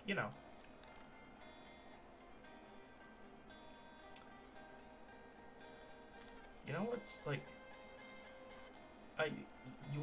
if you want to feel really good about yourself, what I found, like, the best I ever felt recently, I went on to a more adult themed chat, because I was feeling, I don't do that, but I was like, you know what, it came up as an option, and I was like, I'll do it. And without sharing anything about myself, I was greeted with such positivity in that community. I was like, I was mentioning, like, I don't have anything to offer. I was being myself there. I was like, and they were like, okay, tell us about yourself then. And I told them about myself. I was like, they were like, tell us about yourself physically. And I was like, okay, well, I'm like 6. I rounded down then because I was like, I don't want to say that I'm like 6'2" and a half and actually be only 6'2" without like my shoes on. Well, no, I'm 6'1" and was it 8/10 or 7? It's like I'm a fraction away from being 6'2". Okay, so that's me. I'm a fraction away. But because of that, I'm like, so I said 6'1", and the person's like, okay, that's more than enough for some people here. And I was like, damn, people are shallow. I wouldn't date a person based off their height. Well, actually, I would. I have a specific height range where I won't date because it would, especially if the person reminds me too much of my parents, because that feels weird.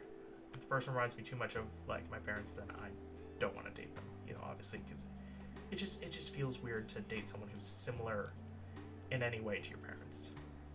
For some, for others, it's their whole thing. I don't shame. As long as everyone's a consenting adult and it is not going to cause anything illegal to happen, you do whatever you want to do. It's your life. Enjoy it. Yeah. But anyway, so I was like, I mentioned my height, and they were like, okay, that's good. And then I was like, I mentioned that I'm on the heavier side and that I don't really have, I'm losing weight, but I'm not skinny by any means. I'm probably not gonna end up being muscular at all, but I'm gonna be, I describe myself like, kind of poorly, but I describe myself how I saw myself. And they were like, it sounds like, you're willing to work on yourself and improve yourself, so that's better than some. And I was like, okay. And then I was like, I have below average, well, I won't say that. I told them that I had, that I was not of any kind of size, I guess you could say. And the person, since it was NSFW, and they were like, it was pretty much like, prove it. And I was like, ooh, okay. And so I sent a pic, and they were like, so you think this is not good? And I was like, well, yeah, it's like, it doesn't look like anything. And the person's like, my brother in Christ, what have you been looking at? Anyways, they were like, that's perfectly average and then some. And I was like, oh, okay, that was an awakening to me. I was always like, oh no, I'm below average. And then they were like, nah, you're technically, number wise, that is factually not true. And I was like, oh, okay. And then I explained more things about me, and they were like, you're talking only positives here, my guy. And I was like,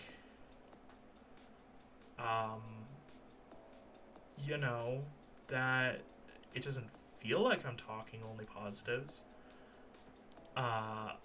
But thank you. Being told, like, after thinking for so long that you're, an awful, ugly person, that, everything that you thought was about yourself was wrong, pretty much, that you're way better than you're giving yourself credit for, it was like a hell of a thing. So if you want to feel good about yourself, and you're of age to do so, join some, like, try out an adult place to chat, because by golly, by gosh, the oh god, that looks disturbing. Sorry. Um, it's like you'll look at yourself completely different after that. Like I looked at myself quite terribly up until that point, and then I was told pretty much that I am far better than I give myself credit for, which I after a while stopped believing, because I stopped going to that group, and you know, I stopped I stopped hanging out with them purely because I was I guess I was a little bit embarrassed about myself. I was like, I'm not. I was like, also because it was the guy that I was into was in like these same groups, and I did not want to risk interacting with him after ghosting him, which again, awful human being over here. You know, that was on me. But yeah, it's like, you know, if you ever want to feel good about yourself and you're of age, just, you know, you gotta find the right group first. You gotta hang out a bit, lurk a bit, see what the comments are like when other people post, and then if you see that they're like positive, you know, maybe throw one of yours in, and trust me, if with the right group, you're gonna get like praise like you wouldn't believe. That's how I got a bit more confident with myself.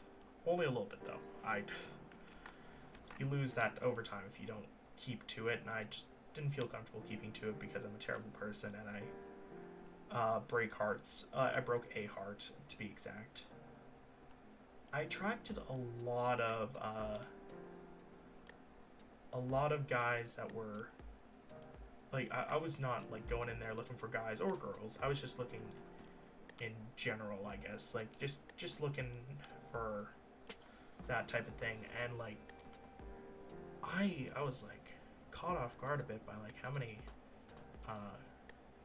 guys were, you know, interested in me, and like hot guys too. Like we're talking like, you know, holy.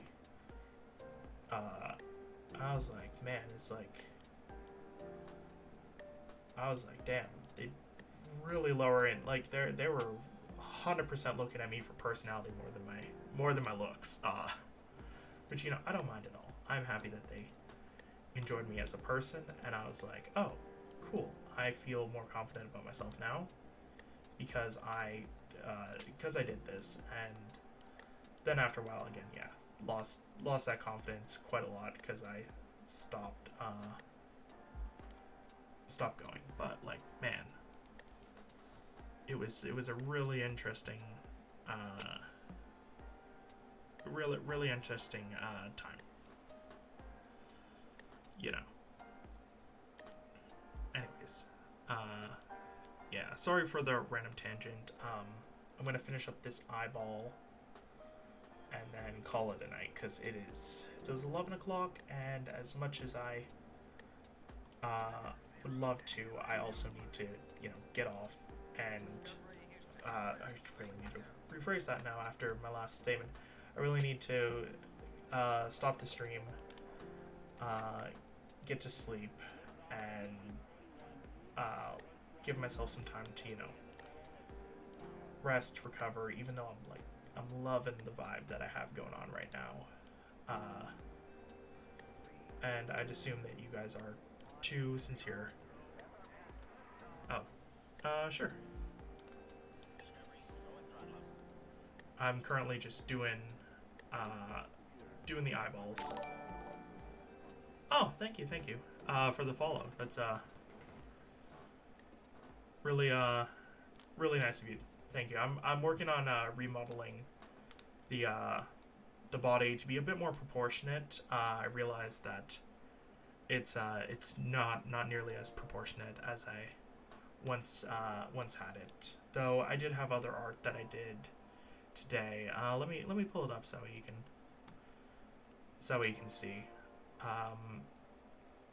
I did actually. I can switch it over. Thank you. I did this little background today. I've been, going at this for about 4 hours. Got this section done, and then I finished off this yesterday. Got all this like little chalkboard where if someone was to type in chat, it would pop up over here, and then when someone follows, it would be over here. But yeah, thank you for following. That's very cool of you. I hope you're having a wonderful evening or day, depending upon where you're at in the world. For me, it's getting pretty late, and I'm just about to wrap up, just finishing off the last little bit of the art. So yeah, I'll finish off these eyeballs and then probably call it a stream. Also, just to clarify, I'm not an artist.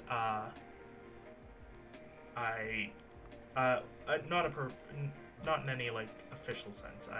I'm doing this art purely because I don't have enough to, go and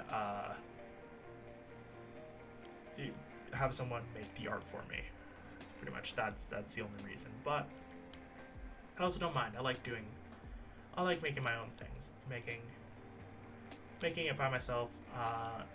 It allows me to have more customization. Allows it for it to be more me. I like the more simple, lighthearted designs that I've got going on for my character. Keeping it simple. It's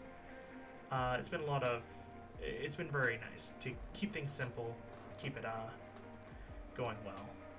Oh, I just realized I have to get this little patch of blue here out of here. There we go. But yeah, it's been a lot of fun, and thank you for stopping in. If you want to watch the rest of this, see how we kind of got all of our stuff done, then there will be the VOD after this, and I always post all the VODs to my YouTube, which is Perry Knows Stream Archive. It's linked directly there, and it's also in my banner, which I also conveniently I made that on Friday. Yeah, Friday evening. It's a nice little stream, nice little quiet, peaceful little thing. So yeah, let me add the last few details. Eyes, iris. Actually, no, this is... Well, actually, yeah, I'll just keep it as iris. Easier to remember it that way. Cool. Yeah. And then, yes, it is underneath the eyes, so that way I can make it,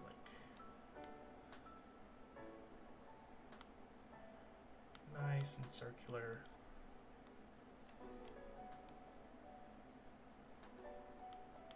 Don't want to fill it in all completely evenly, because that way it adds a little bit more texture to the eyeball, I find, without, requiring nearly as much effort as going in and texturing it after the fact. And yeah, it's been a very fun stream. Were you coming from another stream, Josh, or were you just kind of arriving and saw that my stream was going?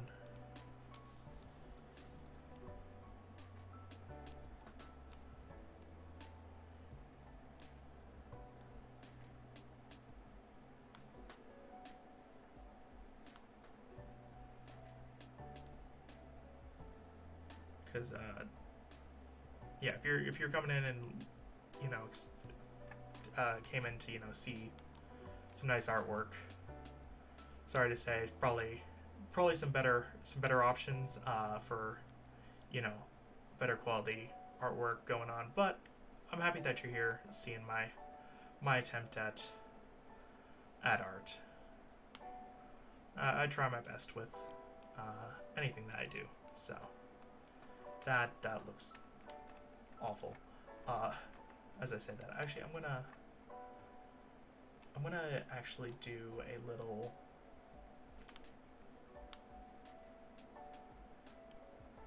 Do this as the base, then erase it here. Oh yeah, and sorry, Josh. Just to be aware, I am a perpetuator of self-deprecating humor. It's kind of what I'm used to, so you know, don't be surprised if I make a few, take a few shots at myself. But yeah, that's, you know, my brand of humor.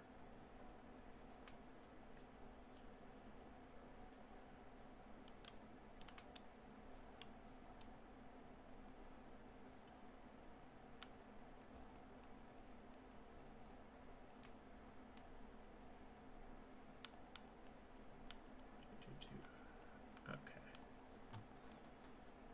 I just realized this is Josh Giddy.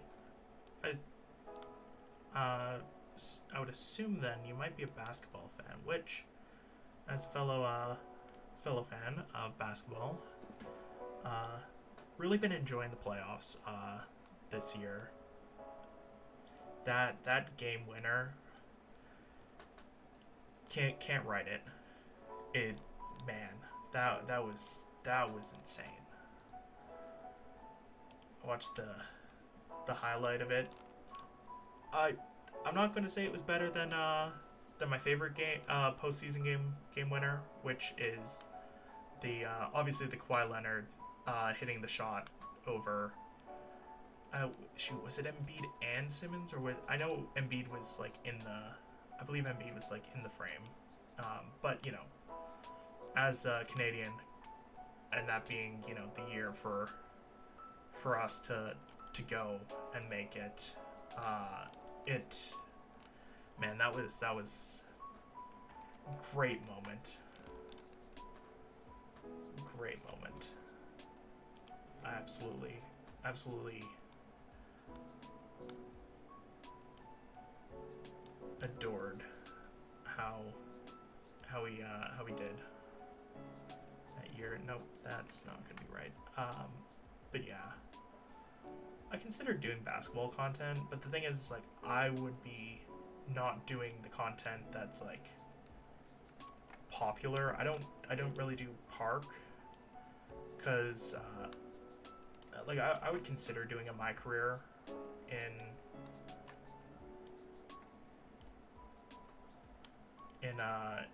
2K. I have 2K23, and I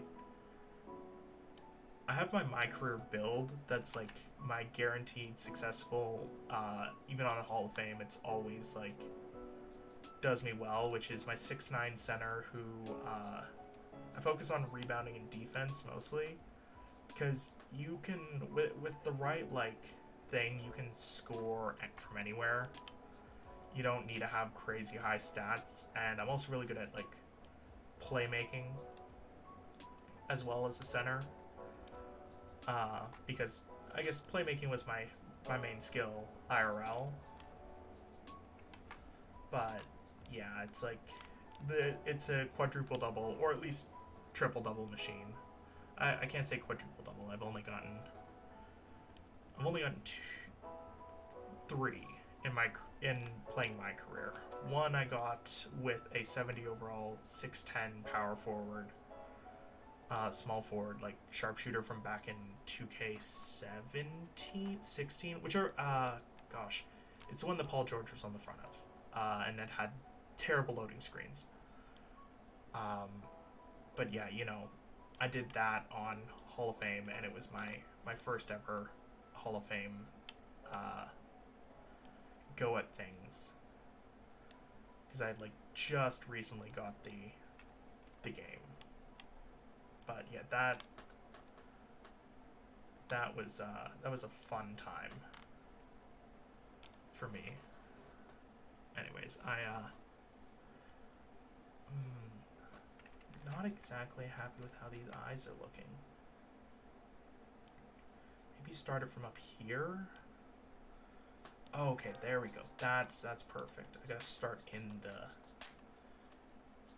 black. Yeah, but man, been amazing so far. My fifth stream, but fifth day streaming as well.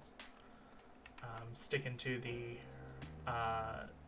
task I've set for myself of making sure that I stream daily, no matter if I'm feeling healthy or not. That's how this art stream kind of got started. Is on Friday I was a little bit under the weather, and it led to me doing art instead of State of Decay 2, which was what I was originally partaking in. That was my original thing that I was doing State of Decay 2, since it's a game I've played but never really bested. And I may or may not have accidentally killed 2 people in the first stream immediately after starting, which that was a fun little moment. And I attempted to redeem myself only to fail horribly. And then restart, and now they're sitting there, they're waiting for me to come and be their savior once more, but for now it's art time.